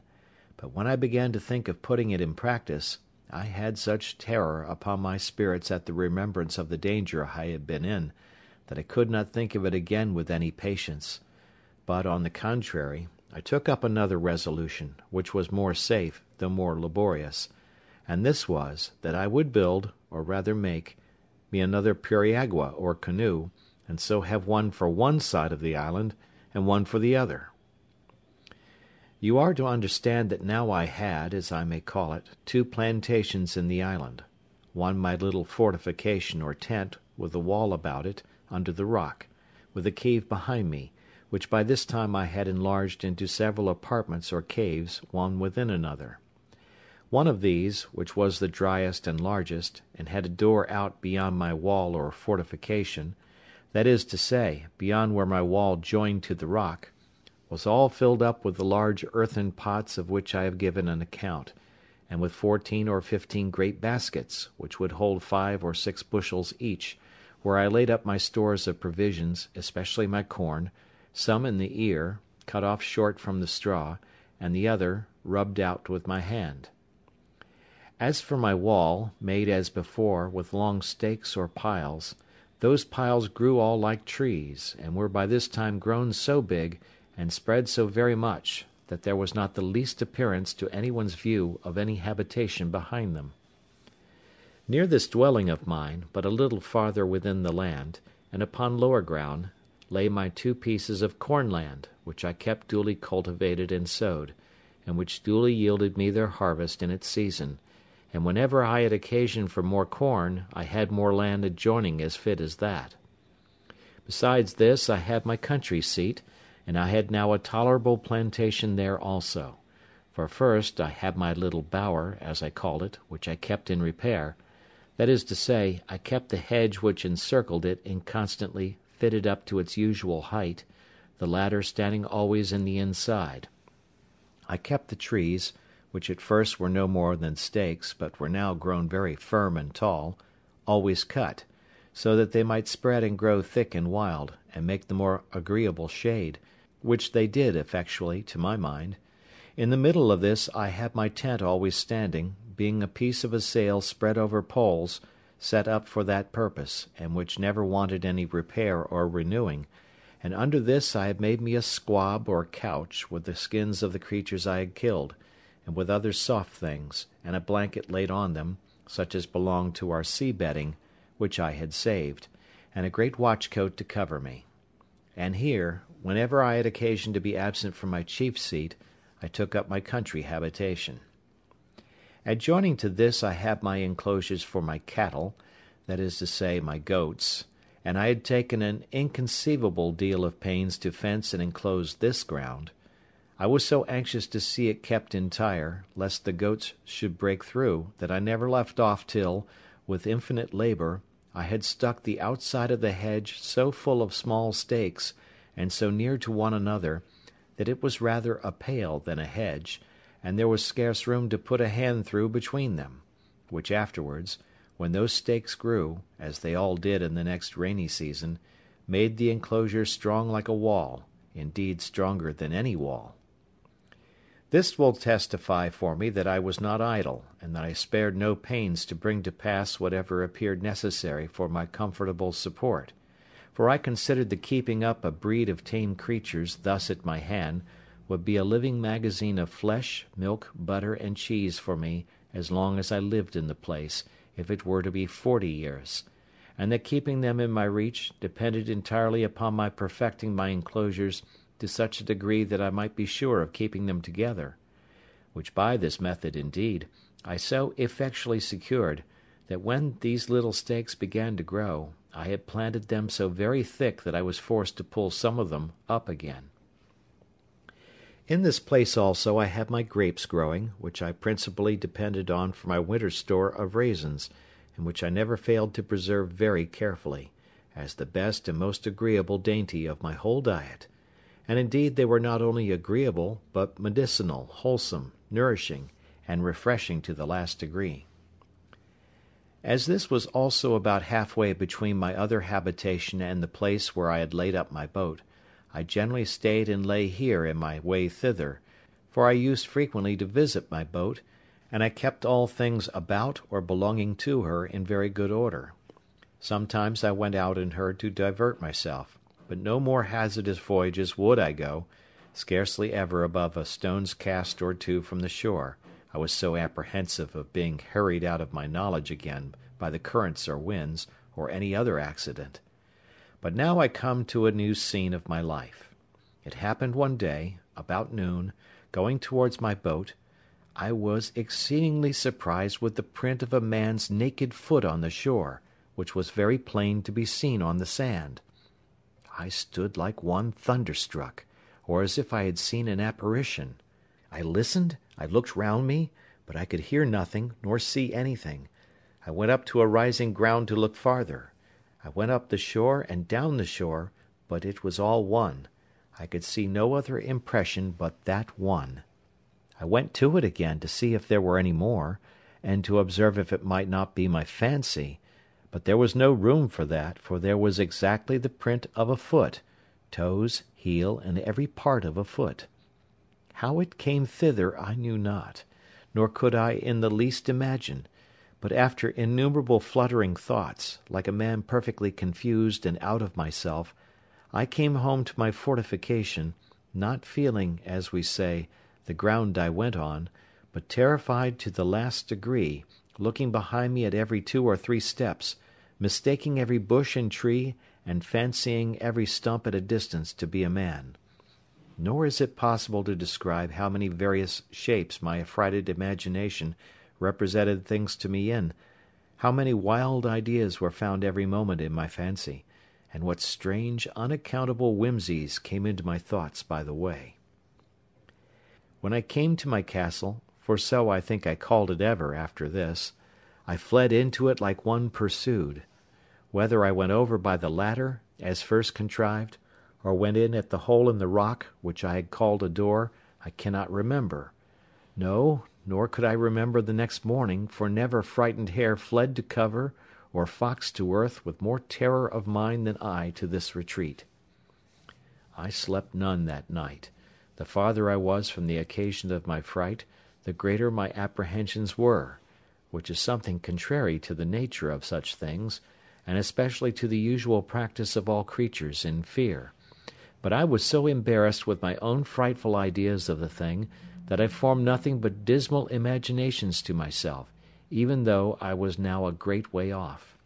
Sometimes I fancied it must be the devil, and reason joined in with me in this supposition, for how should any other thing in human shape come into the place? Where was the vessel that brought them? What marks were there of any other footstep? And how was it possible a man should come there? But then, to think that Satan should take human shape upon him in such a place, where there could be no manner of occasion for it, but to leave the print of his foot behind him, and that even for no purpose too, for he could not be sure I should see it, this was an amusement the other way. I considered that the devil might have found out abundance of other ways to have terrified me than this of the single print of a foot,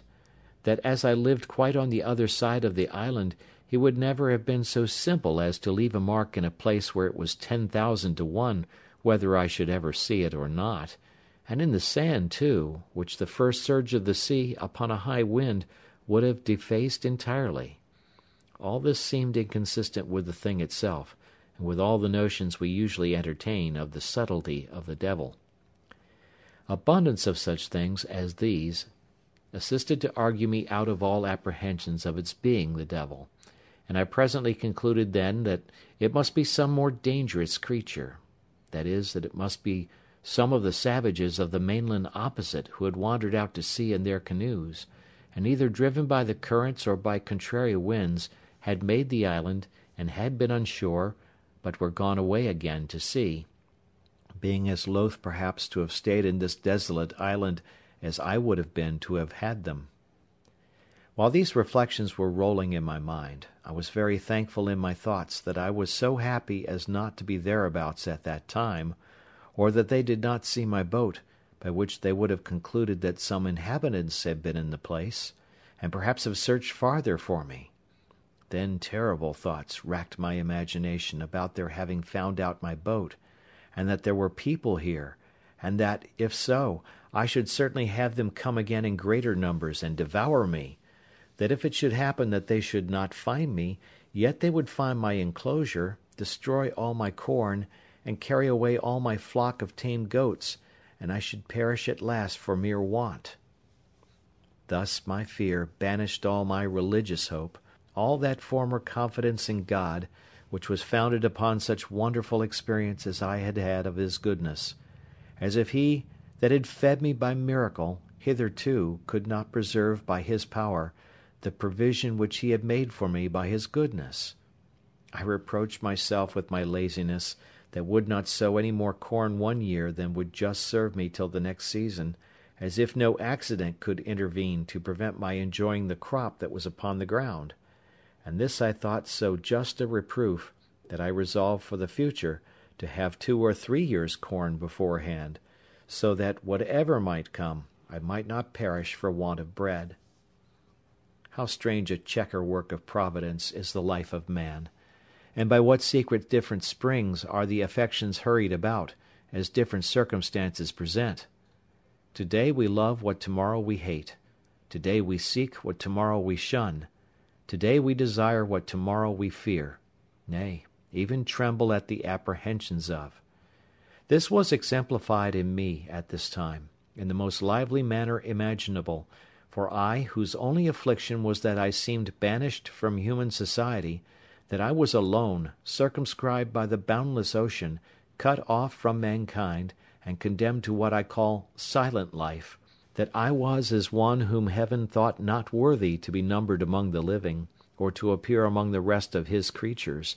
that to have seen one of my own species would have seemed to me a raising me from death to life, and the greatest blessing that heaven itself, next to the supreme blessing of salvation, could bestow.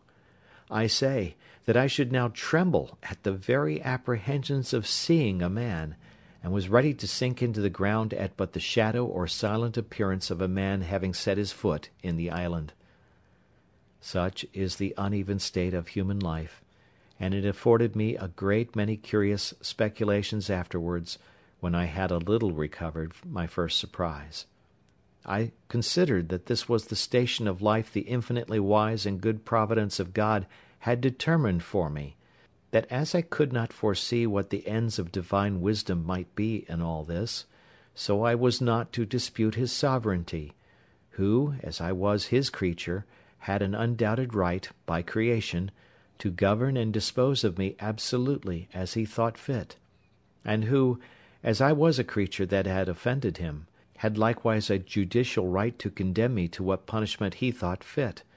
and that it was my part to submit to bear his indignation, because I had sinned against him.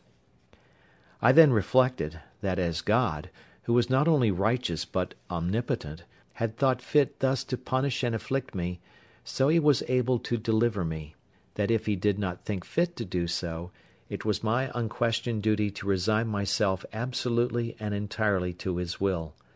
and, on the other hand, it was my duty also to hope in him, pray to him, and quietly to attend to the dictates and directions of his daily providence. These thoughts took me up many hours, days, nay, I may say weeks and months, and one particular effect of my cogitations on this occasion I cannot omit. One morning early, lying in my bed, and filled with thoughts about my danger from the appearances of savages,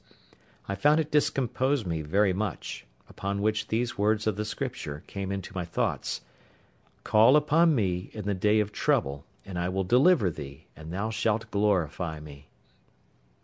Upon this, rising cheerfully out of my bed, my heart was not only comforted, but I was guided and encouraged to pray earnestly to God for deliverance. When I had done praying, I took up my Bible, and opening it to read, the first words that presented to me were, "Wait on the Lord, and be of good cheer, and he shall strengthen thy heart. Wait, I say, on the Lord." It is impossible to express the comfort this gave me. In answer, I thankfully laid down the book, and was no more sad, at least on that occasion.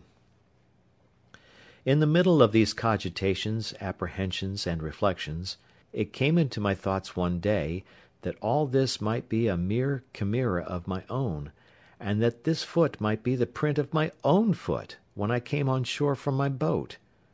This cheered me up a little too, and I began to persuade myself it was all a delusion, that it was nothing else but my own foot, and why might I not come that way from the boat, as well as I was going that way to the boat? Again, I considered also that I could by no means tell for certain where I had trod, and where I had not, and that if at last this was only the print of my own foot, I had played the part of those fools who try to make stories of spectres and apparitions, and then are frightened at them more than anybody.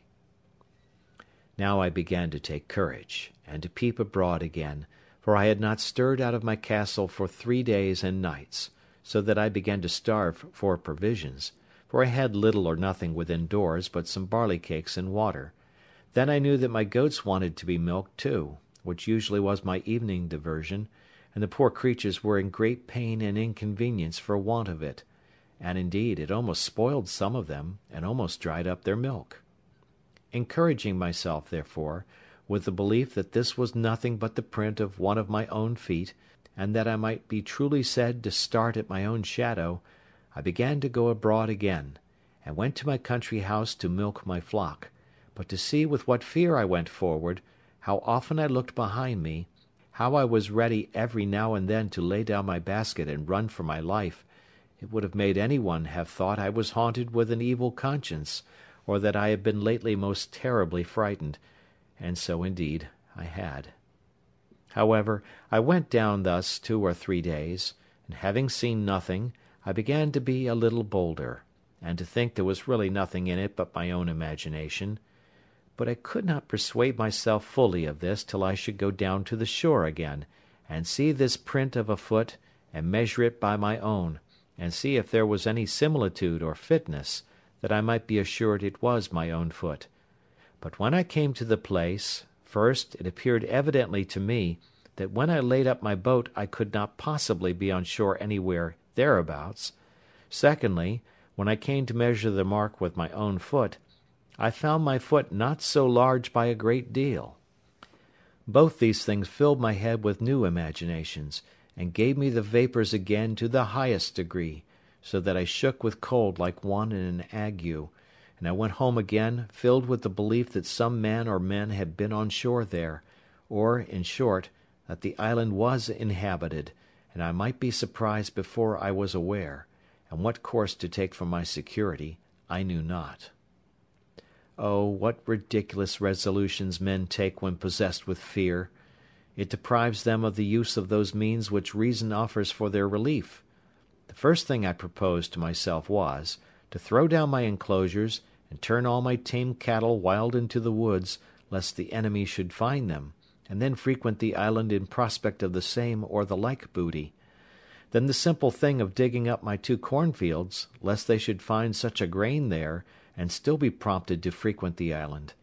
Then to demolish my bower and tent, that they might not see any vestiges of habitation, and be prompted to look farther, in order to find out the persons inhabiting.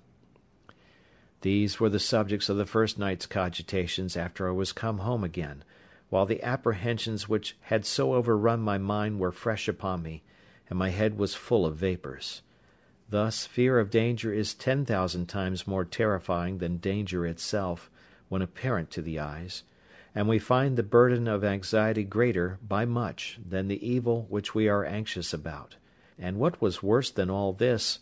I had not that relief in this trouble that from the resignation I used to practise I hoped to have. I looked, I thought, like Saul, who complained not only that the Philistines were upon him, but that God had forsaken him, for I did not now take due ways to compose my mind, by crying to God in my distress, and resting upon his providence, as I had done before, for my defence and deliverance, which, if I had done, I had at least been more cheerfully supported under this new surprise, and perhaps carried through it with more resolution. This confusion of my thoughts kept me awake all night, but in the morning I fell asleep, and having, by the amusement of my mind, been as it were tired, and my spirits exhausted, I slept very soundly, and waked much better composed than I had ever been before. And now I began to think sedately, and upon debate with myself, I concluded that this island, which was so exceedingly pleasant, fruitful, and no farther from the mainland than I had seen, was not so entirely abandoned as I might imagine; that although there were no stated inhabitants who lived on the spot, yet that there might sometimes come boats off from the shore, who, either with design, or perhaps never but when they were driven by cross winds, might come to this place, that I had lived there 15 years now, and had not met with the least shadow or figure of any people yet, and that, if at any time they should be driven here, it was probable they went away again as soon as ever they could, seeing they had never thought fit to fix here upon any occasion; that the most I could suggest any danger from was from any casual accidental landing of straggling people from the main, who, as it was likely, if they were driven hither, were here against their wills; so they made no stay here, but went off again with all possible speed, seldom staying one night on shore, lest they should not have the help of the tides and daylight back again; and that therefore I had nothing to do but to consider of some safe retreat, in case I should see any savages land upon the spot. Now I began sorely to repent that I had dug my cave so large as to bring a door through again, which door, as I said, came out beyond where my fortification joined to the rock. Upon maturely considering this, therefore, I resolved to draw me a second fortification, in the manner of a semicircle, at a distance from my wall, just where I had planted a double row of trees about 12 years before, of which I made mention, these trees having been planted so thick before, they wanted but few piles to be driven between them, that they might be thicker and stronger, and my wall would be soon finished. So that I had now a double wall, and my outer wall was thickened with pieces of timber, old cables, and everything I could think of to make it strong, having in it 7 little holes, about as big as I might put my arm out at. In the inside of this I thickened my wall to about 10 feet thick, with continually bringing earth out of my cave, and laying it at the foot of the wall, and walking upon it, and through the 7 holes I contrived to plant the muskets, of which I took notice that I had got 7 on shore, out of the ship. These I planted like my cannon, and fitted them into frames, that held them like a carriage, so that I could fire all the 7 guns in 2 minutes' time. This wall I was many a weary month in finishing, and yet never thought myself safe till it was done. When this was done, I stuck all the ground without my wall, for a great length every way, as full with stakes or sticks of the osier-like wood, which I found so apt to grow, as they could well stand, insomuch that I believe I might set in near 20,000 of them, leaving a pretty large space between them and my wall, that I might have room to see an enemy, and that they might have no shelter from the young trees, if they attempted to approach my outer wall. Thus in 2 years' time I had a thick grove, and in 5 or 6 years' time I had a wood before my dwelling, growing so monstrously thick and strong that it was indeed perfectly impassable, and no men, of what kind soever, could ever imagine that there was anything beyond it, much less a habitation. As to the way which I proposed to myself to go in and out, for I left no avenue, it was by setting 2 ladders, one to a part of the rock which was low, and then broke in, and left room to place another ladder upon that, so when the 2 ladders were taken down no man living could come down to me without doing himself mischief, and if they had come down they were still on the outside of my outer wall. Thus I took all the measures human prudence could suggest for my own preservation, and it will be seen at length that they were not altogether without just reason, though I foresaw nothing at that time more than my mere fear suggested to me. End of chapter 11. The Life and Adventures of Robinson Crusoe, by Daniel Defoe. Chapter 12. A Cave Retreat. While this was doing, I was not altogether careless of my other affairs, for I had a great concern upon me for my little herd of goats. They were not only a ready supply to me on every occasion, and began to be sufficient for me, without the expense of powder and shot, but also without the fatigue of hunting after the wild ones, and I was loath to lose the advantage of them, and to have them all to nurse up over again. For this purpose, after long consideration, I could think of but 2 ways to preserve them. One was, to find another convenient place to dig a cave underground, and to drive them into it every night; and the other was to enclose 2 or 3 little bits of land, remote from one another, and as much concealed as I could, where I might keep about 6 young goats in each place, so that if any disaster happened to the flock in general, I might be able to raise them again with little trouble and time; and this, though it would require a good deal of time and labour, I thought was the most rational design. Accordingly, I spent some time to find out the most retired parts of the island, and I pitched upon one, which was as private indeed as my heart could wish. It was a little damp piece of ground in the middle of the hollow and thick woods, where, as is observed, I almost lost myself once before, endeavouring to come back that way from the eastern part of the island. Here I found a clear piece of land, nearly 3 acres, so surrounded with woods that it was almost an enclosure by nature; at least it did not want near so much labour to make it so as the other piece of ground I had worked so hard at. I immediately went to work with this piece of ground, and in less than a month's time I had so fenced it round that my flock or herd, call it which you please, which were not so wild now as at first they might be supposed to be, were well enough secured in it. So, without any further delay, I removed 10 young she-goats and 2 he-goats to this piece, and when they were there I continued to perfect the fence till I had made it as secure as the other, which, however, I did at more leisure, and it took me up more time by a great deal.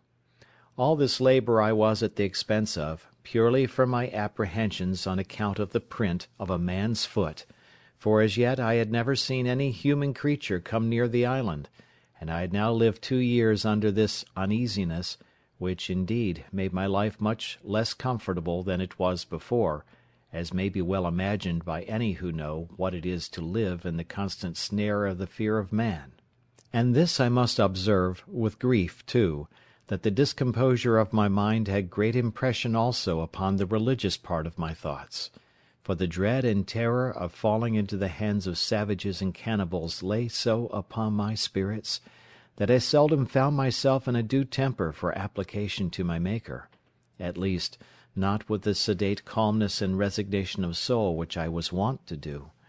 I rather prayed to God as under great affliction and pressure of mind, surrounded with danger, and in expectation every night of being murdered and devoured before morning; and I must testify, from my experience, that a temper of peace, thankfulness, love, and affection is much the more proper frame for prayer than that of terror and discomposure, and that under the dread of mischief impending, a man is no more fit for a comforting performance of the duty of praying to God than he is for a repentance on a sick bed; for these discomposures affect the mind as the others do the body, and the discomposure of the mind must necessarily be as great a disability as that of the body, and much greater, praying to God being properly an act of the mind, not of the body. But to go on. After I had thus secured one part of my little living stock, I went about the whole island searching for another private place to make such another deposit, when, wandering more to the west point of the island than I had ever done yet, and looking out to sea, I thought I saw a boat upon the sea at a great distance. I had found a perspective glass or two in one of the seamen's chests which I saved out of our ship, but I had it not about me, and this was so remote that I could not tell what to make of it, though I looked at it till my eyes were not able to hold to look any longer. Whether it was a boat or not I do not know, but as I descended from the hill I could see no more of it, so I gave it over. Only I resolved to go no more out without a perspective glass in my pocket. When I was come down the hill to the end of the island, where indeed I had never been before, I was presently convinced that the seeing the print of the man's foot was not such a strange thing in the island as I imagined,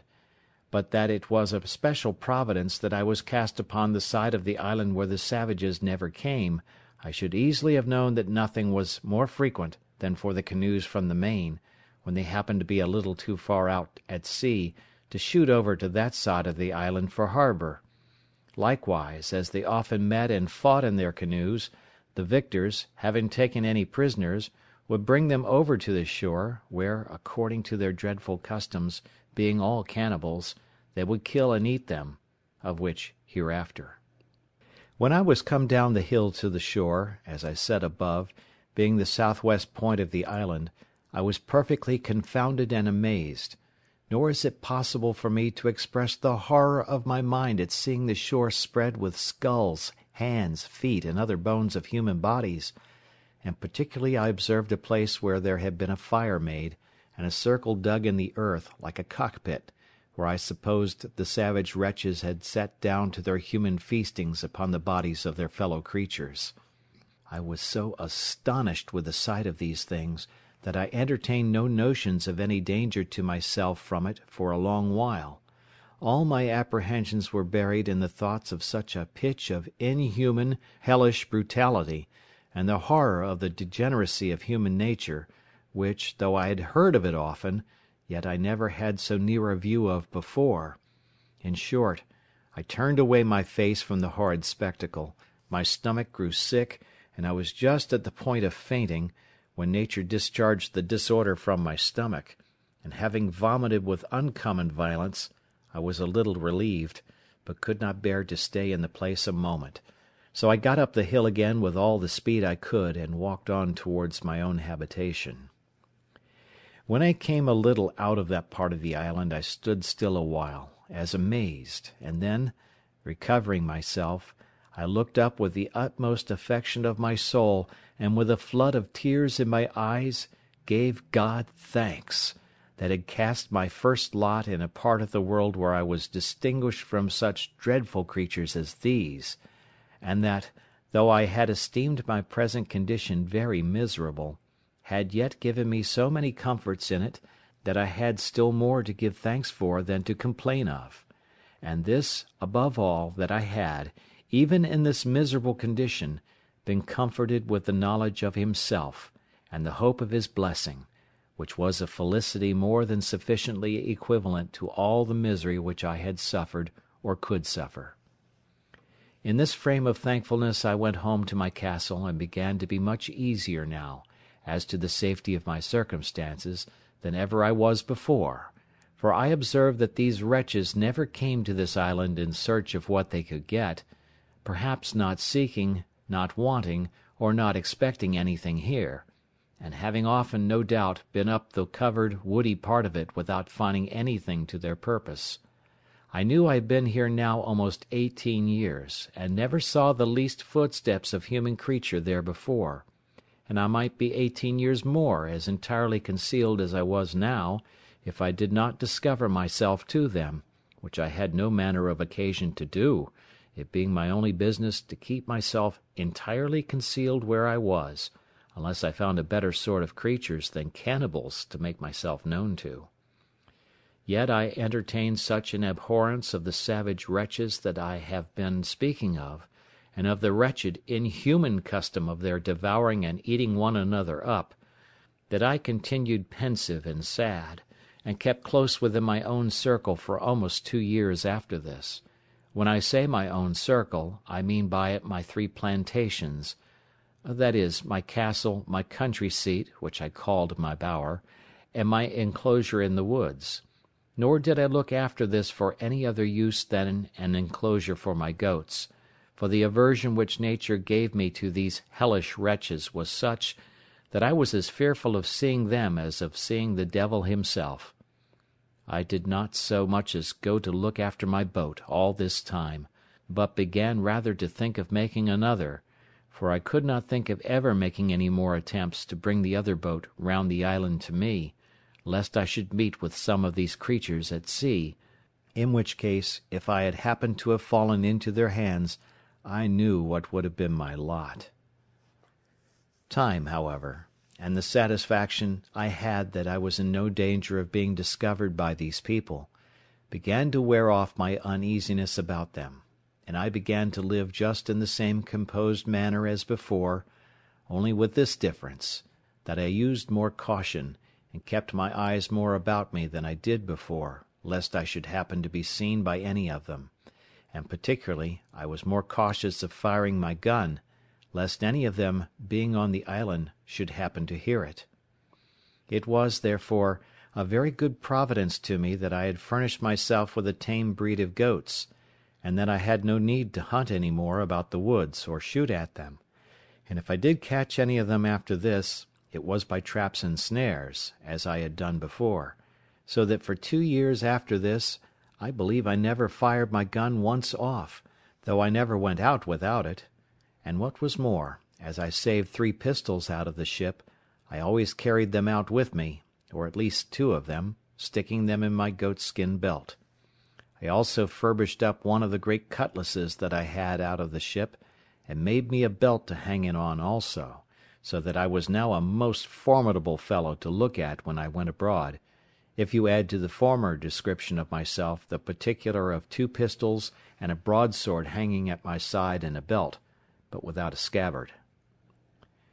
Things going on thus, as I have said, for some time, I seemed, excepting these cautions, to be reduced to my former calm, sedate way of living. All these things tended to show me more and more how far my condition was from being miserable, compared to some others, nay, to many other particulars of life, which it may have pleased God to have made my lot. It put me upon reflecting how little repining there would be among mankind, at any condition of life, if people would rather compare their condition with those that were worse, in order to be thankful, than by always comparing them with those which are better, to assist their murmurings and complainings. As in my present condition there were not really many things which I wanted, So indeed I thought that the frights I had been in about these savage wretches, and the concern I had been in for my own preservation, had taken off the edge of my invention, for my own conveniences, and I had dropped a good design, which I had once bent my thoughts upon, and that was to try if I could not make some of my barley into malt, and then try to brew myself some beer. This was really a whimsical thought, and I reproved myself often for the simplicity of it, for I presently saw there would be the want of several things necessary to the making my beer that it would be impossible for me to supply, as first, casks to preserve it in, which was a thing that, as I have observed already, I could never compass. No, though I spent not only many days, but weeks, nay, months in attempting it, but to no purpose. In the next place, I had no hops to make it keep, no yeast to make it work, no copper or kettle to make it boil,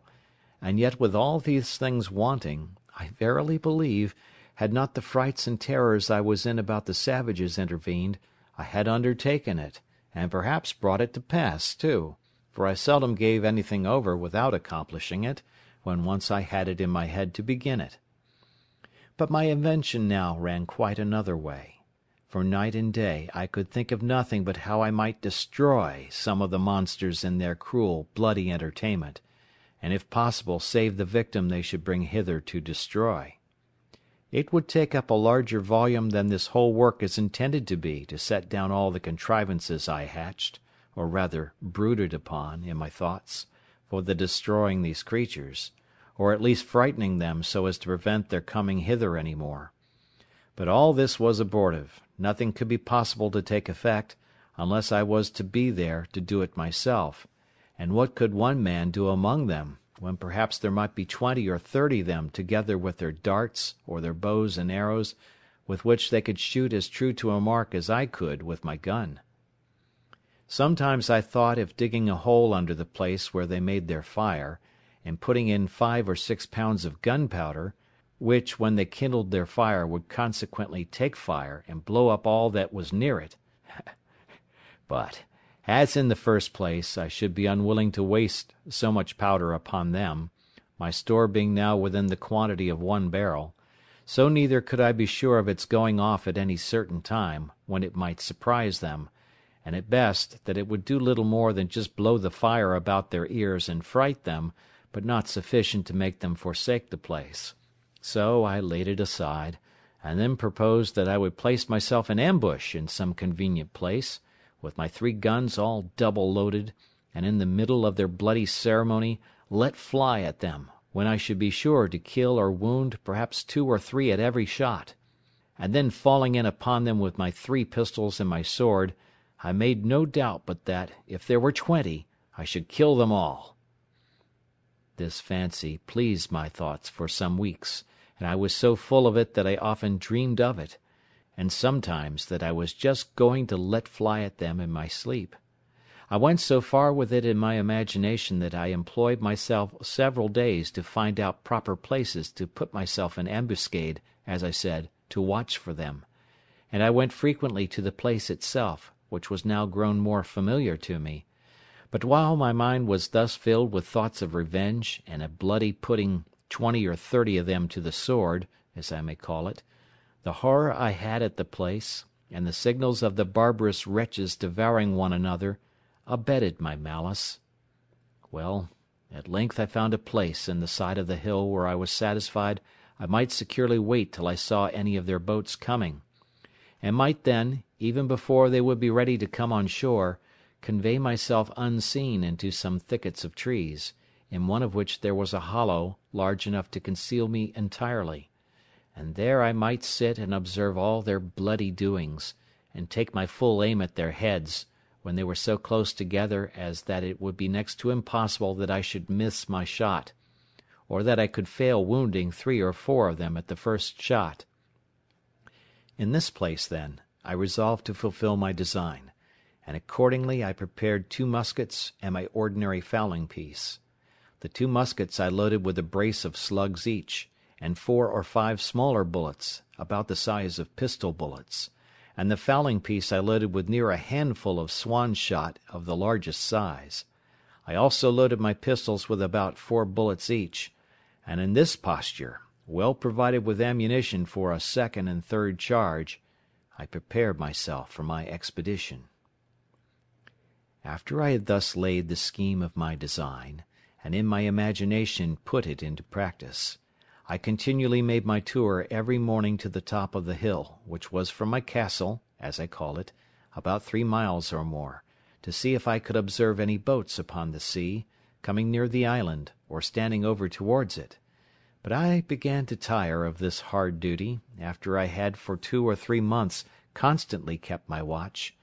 but came always back without any discovery, there having not in all that time been the least appearance, not even on or near the shore, but on the whole ocean, so far as my eye or glass could reach every way. As long as I kept my daily tour to the hill, to look out, so long also I kept up the vigour of my design, and my spirit seemed to be all the while in a suitable frame for so outrageous an execution as the killing of 20 or 30 naked savages, for an offence which I had not at all entered into any discussion of in my thoughts, any farther than my passions were at first fired by the horror I conceived at the unnatural custom of the people of that country, who, it seems, had been suffered by Providence, in his wise disposition of the world, to have no other guide than that of their own abominable and vitiated passions, and consequently were left, and perhaps had been so for some ages, to act such horrid things, and receive such dreadful customs, as nothing but nature, entirely abandoned by heaven, and actuated by some hellish degeneracy, which could have run them into. But now, when, as I have said, I began to be weary of the fruitless excursion which I made so long and so far every morning in vain, so my opinion of the action itself began to alter, and I began, with cooler and calmer thoughts, to consider what I was going to engage in, what authority or call I had to pretend to be judge and executioner upon these men as criminals, whom Heaven had thought fit for so many ages to suffer unpunished to go on, and to be, as it were, the executioners of his judgments one upon another. How far these people were offenders against me, and what right I had to engage in the quarrel of that blood which they shed promiscuously upon one another. I debated this very often with myself thus: how do I know what God himself judges in this particular case? It is certain these people do not commit this as a crime. It is not against their own consciences reproving, or their light reproaching them. They do not know it to be an offence, and then commit it in defiance of divine justice, as we do in almost all the sins we commit. They think it no more a crime to kill a captive taken in war than we do to kill an ox, or to eat human flesh than we do to eat mutton. When I considered this a little, it followed necessarily that I was certainly in the wrong, that these people were not murderers, in the sense that I had before condemned them in my thoughts, any more than those Christians were murderers who often put to death the prisoners taken in battle, or more frequently, upon many occasions, put whole troops of men to the sword, without giving quarter, though they threw down their arms and submitted. In the next place, it occurred to me that although the usage they gave one another was thus brutish and inhuman, yet it was really nothing to me. These people had done me no injury, that if they attempted, or I saw it necessary, for my own immediate preservation, to fall upon them, something might be said for it, but that I was yet out of their power, and they really had no knowledge of me, and consequently no design upon me, and therefore it could not be just for me to fall upon them; that this would justify the conduct of the Spaniards in all their barbarities practised in America, where they destroyed millions of these people, who, however they were idolaters and barbarians, and had several bloody and barbarous rites in their customs, such as sacrificing human bodies to their idols, were yet, as to the Spaniards, very innocent people, and that the rooting them out of the country is spoken of with the utmost abhorrence and detestation by even the Spaniards themselves at this time, and by all other Christian nations of Europe, as a mere butchery, a bloody and unnatural piece of cruelty, unjustifiable either to God or man, and for which the very name of a Spaniard is reckoned to be frightful and terrible to all people of humanity or of Christian compassion. As if the kingdom of Spain were particularly eminent for the produce of a race of men who were without principles of tenderness, or the common bowels of pity to the miserable, which is reckoned to be a mark of generous temper in the mind. These considerations really put me to a pause, and to a kind of a full stop, and I began by little and little to be off my design, and to conclude I had taken wrong measures in my resolution to attack the savages, and that it was not my business to meddle with them unless they first attacked me, and this it was my business, if possible, to prevent; but that, if I were discovered and attacked by them, I knew my duty. On the other hand, I argued with myself that this really was the way not to deliver myself, but entirely to ruin and destroy myself, for unless I was sure to kill every one that not only should be on shore at that time, but that should ever come on shore afterwards, if but one of them escaped to tell their country people what had happened, they would come over again by thousands to revenge the death of their fellows, and I should only bring upon myself a certain destruction, which at present I had no manner of occasion for. Upon the whole, I concluded that I ought, neither in principle nor in policy, one way or other, to concern myself in this affair; that my business was, by all means possible, to conceal myself from them, and not to leave the least sign for them to guess by that there were any living creatures upon the island, I mean of human shape. Religion joined in with this prudential resolution, and I was convinced now, many ways, that I was perfectly out of my duty when I was laying all my bloody schemes for the destruction of innocent creatures, I mean innocent as to me. As to the crimes they were guilty of towards one another, I had nothing to do with them; they were national, and I ought to leave them to the justice of God, who is the governor of nations, and knows how, by national punishments, to make a just retribution for national offences, and to bring public judgments upon those who offend in a public manner, by such ways as best please him. This appeared so clear to me now, that nothing was a greater satisfaction to me than that I had not been suffered to do a thing which I now saw so much reason to believe would have been no less a sin than that of wilful murder, if I had committed it; and I gave most humble thanks on my knees to God, that he had thus delivered me from blood-guiltiness, beseeching him to grant me the protection of his providence, that I might not fall into the hands of the barbarians, or that I might not lay my hands upon them, unless I had a more clear call from heaven to do it, in defence of my own life. In this disposition I continued for near a year after this, and so far was I from desiring an occasion for falling upon these wretches, that in all that time I never once went up the hill to see whether there were any of them in sight, or to know whether any of them had been on shore there or not, that I might not be tempted to renew any of my contrivances against them, or be provoked by any advantage that might present itself to fall upon them. Only this I did: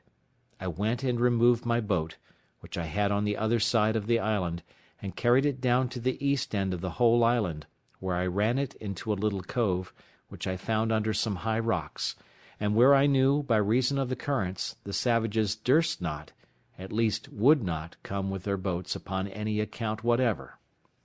With my boat I carried away everything that I had left there belonging to her, though not necessary for the bare going thither, that is, a mast and sail which I had made for her, and a thing like an anchor, but which, indeed, could not be called either anchor or grapnel. However, it was the best I could make of its kind. All these I removed, that there might not be the least shadow for discovery, or appearance of any boat or of any human habitation upon the island. Besides this, I kept myself, as I said, more retired than ever, and seldom went from my cell except upon my constant employment to milk my she-goats and manage my little flock in the wood, which, as it was quite on the other part of the island, was out of danger, for certain. It was these savage people, who sometimes haunted this island, never came with any thoughts of finding anything here, and consequently never wandered off from the coast, and I doubt not but they might have been several times on shore after my apprehensions of them had made me cautious, as well as before. Indeed, I looked back with some horror upon the thoughts of what my condition would have been if I had chopped upon them and been discovered before that, when, naked and unarmed except with one gun, and that loaded often only with small shot, I walked everywhere, peeping and peering about the island to see what I could get. What a surprise should I have been in if, when I discovered the print of a man's foot, I had, instead of that, seen 15 or 20 savages, and found them pursuing me, and by the swiftness of their running no possibility of my escaping them. The thoughts of this sometimes sank my very soul within me, and distressed my mind so much that I could not soon recover it, to think what I should have done, and how I should not only have been unable to resist them, but even should not have had presence of mind enough to do what I might have done, much less what now, after so much consideration and preparation, I might be able to do. Indeed, after serious thinking of these things, I would be melancholy, and sometimes it would last a great while. But I resolved it all at last into thankfulness to that Providence which had delivered me from so many unseen dangers, and had kept me from those mischiefs which I could have no way been the agent in delivering myself from, because I had not the least notion of any such thing depending, or the least supposition of its being possible. This renewed a contemplation which often had come into my thoughts in former times, when first I began to see the merciful dispositions of Heaven, in the dangers we run through in this life, how wonderfully we are delivered when we know nothing of it, how, when we are in a quandary, as we call it, a doubt or hesitation whether to go this way or that way, a secret hint shall direct us this way, when we intended to go that way. Nay, when sense, our own inclination, and perhaps business has called us to go the other way, yet a strange impression upon the mind, from we know not what springs, and by we know not what power, shall overrule us to go this way, and it shall afterwards appear that had we gone that way, which we should have gone, and even to our imagination ought to have gone, we should have been ruined and lost. Upon these and many like reflections, I afterwards made it a certain rule with me, that whenever I found those secret hints or pressings of mine to doing or not doing anything that presented, or going this way or that way, I never failed to obey the secret dictate, though I knew no other reason for it than such a pressure or such a hint hung upon my mind. I could give many examples of the success of this conduct in the course of my life, but more especially in the latter part of my inhabiting this unhappy island, because, besides many occasions which it is very likely I might have taken notice of, if I had seen with the same eyes that I see with now. But it is never too late to be wise, and I cannot but advise all considering men, whose lives are attended with such extraordinary incidents as mine, and even though not so extraordinary, not to slight such secret intimations of Providence, let them come from what invisible intelligence they will. That I shall not discuss, and perhaps cannot account for, but certainly they are a proof of the converse of spirits, and a secret communication between those embodied and those unembodied, and such a proof as can never be understood, of which I shall have occasion to give some remarkable instances in the remainder of my solitary residence in this dismal place. I believe the reader of this will not think it strange if I confess that these anxieties, these constant dangers I lived in, and the concern that was now upon me, put an end to all invention, and to all the contrivances that I had laid for my future accommodations and conveniences. I had the care of my safety more now upon my hands than that of my food. I cared not to drive a nail, or chop a stick of wood now, for fear the noise I might make should be heard. Much less would I fire a gun for the same reason, and above all I was intolerably uneasy at making any fire, lest the smoke, which is visible at a great distance in the day, should betray me. For this reason I removed that part of my business which required fire, such as burning of pots and pipes, etc., into my new apartment in the woods, where, after I had been some time, I found, to my unspeakable consolation, a mere natural cave in the earth, which went in a vast way, and where, I dare say, no savage, had he been at the mouth of it, would be so hardy as to venture in, nor indeed would any man else, but one who, like me, wanted nothing so much as a safe retreat. The mouth of this hollow was at the bottom of a great rock, where, by mere accident, I would say, if I did not see abundant reason to ascribe all such things now to Providence, I was cutting down some thick branches of trees to make charcoal, and before I go on, I must observe the reason of my making this charcoal, which was this. I was afraid of making a smoke about my habitation, as I said before, and yet I could not live there without baking my bread, cooking my meat, etc. So I contrived to burn some wood here, as I had seen done in England, under turf, till it became chark or dry coal, and then putting the fire out, I preserved the coal to carry home, and perform the other services for which fire was wanting, without danger of smoke. But this is by the by. While I was cutting down some wood here, I perceived that, behind a very thick branch of low brushwood or underwood, there was a kind of hollow place. I was curious to look in it, and getting with difficulty into the mouth of it, I found it was pretty large, that is to say, sufficient for me to stand upright in it, and perhaps another with me. But I must confess to you that I made more haste out than I did in, when looking farther into the place, and which was perfectly dark, I saw two broad shining eyes of some creature, whether devil or man I knew not, which twinkled like two stars, the dim light from the cave's mouth shining directly in, and making the reflection. However, after some pause, I recovered myself, and began to call myself 1,000 fools, and to think that he that was afraid to see the devil was not fit to live 20 years in an island all alone, and that I might well think there was nothing in this cave that was more frightful than myself. Upon this, plucking up my courage, I took up a firebrand, and in I rushed again, with the stick flaming in my hand. I had not gone 3 steps in before I was almost as frightened as before, for I heard a very loud sigh,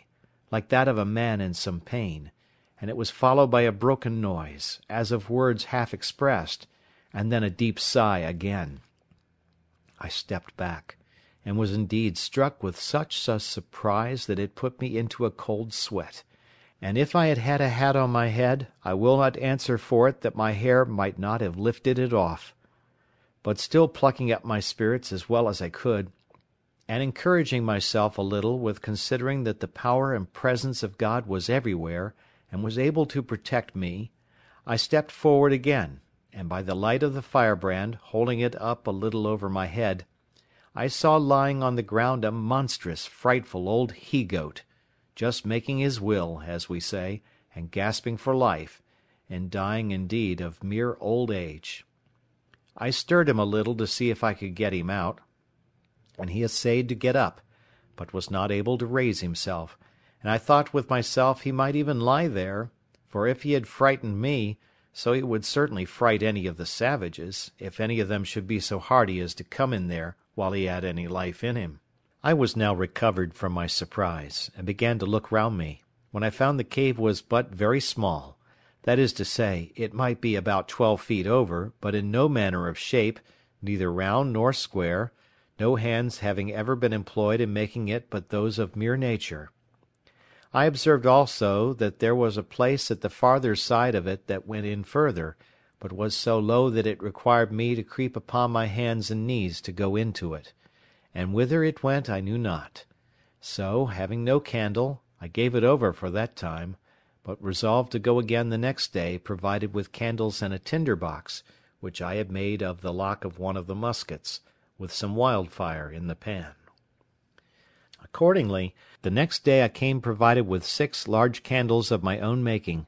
for I made very good candles now of goat's tallow, but was hard set for candle wick, using sometimes rags or rope yarn, and sometimes the dried rind of a weed like nettles.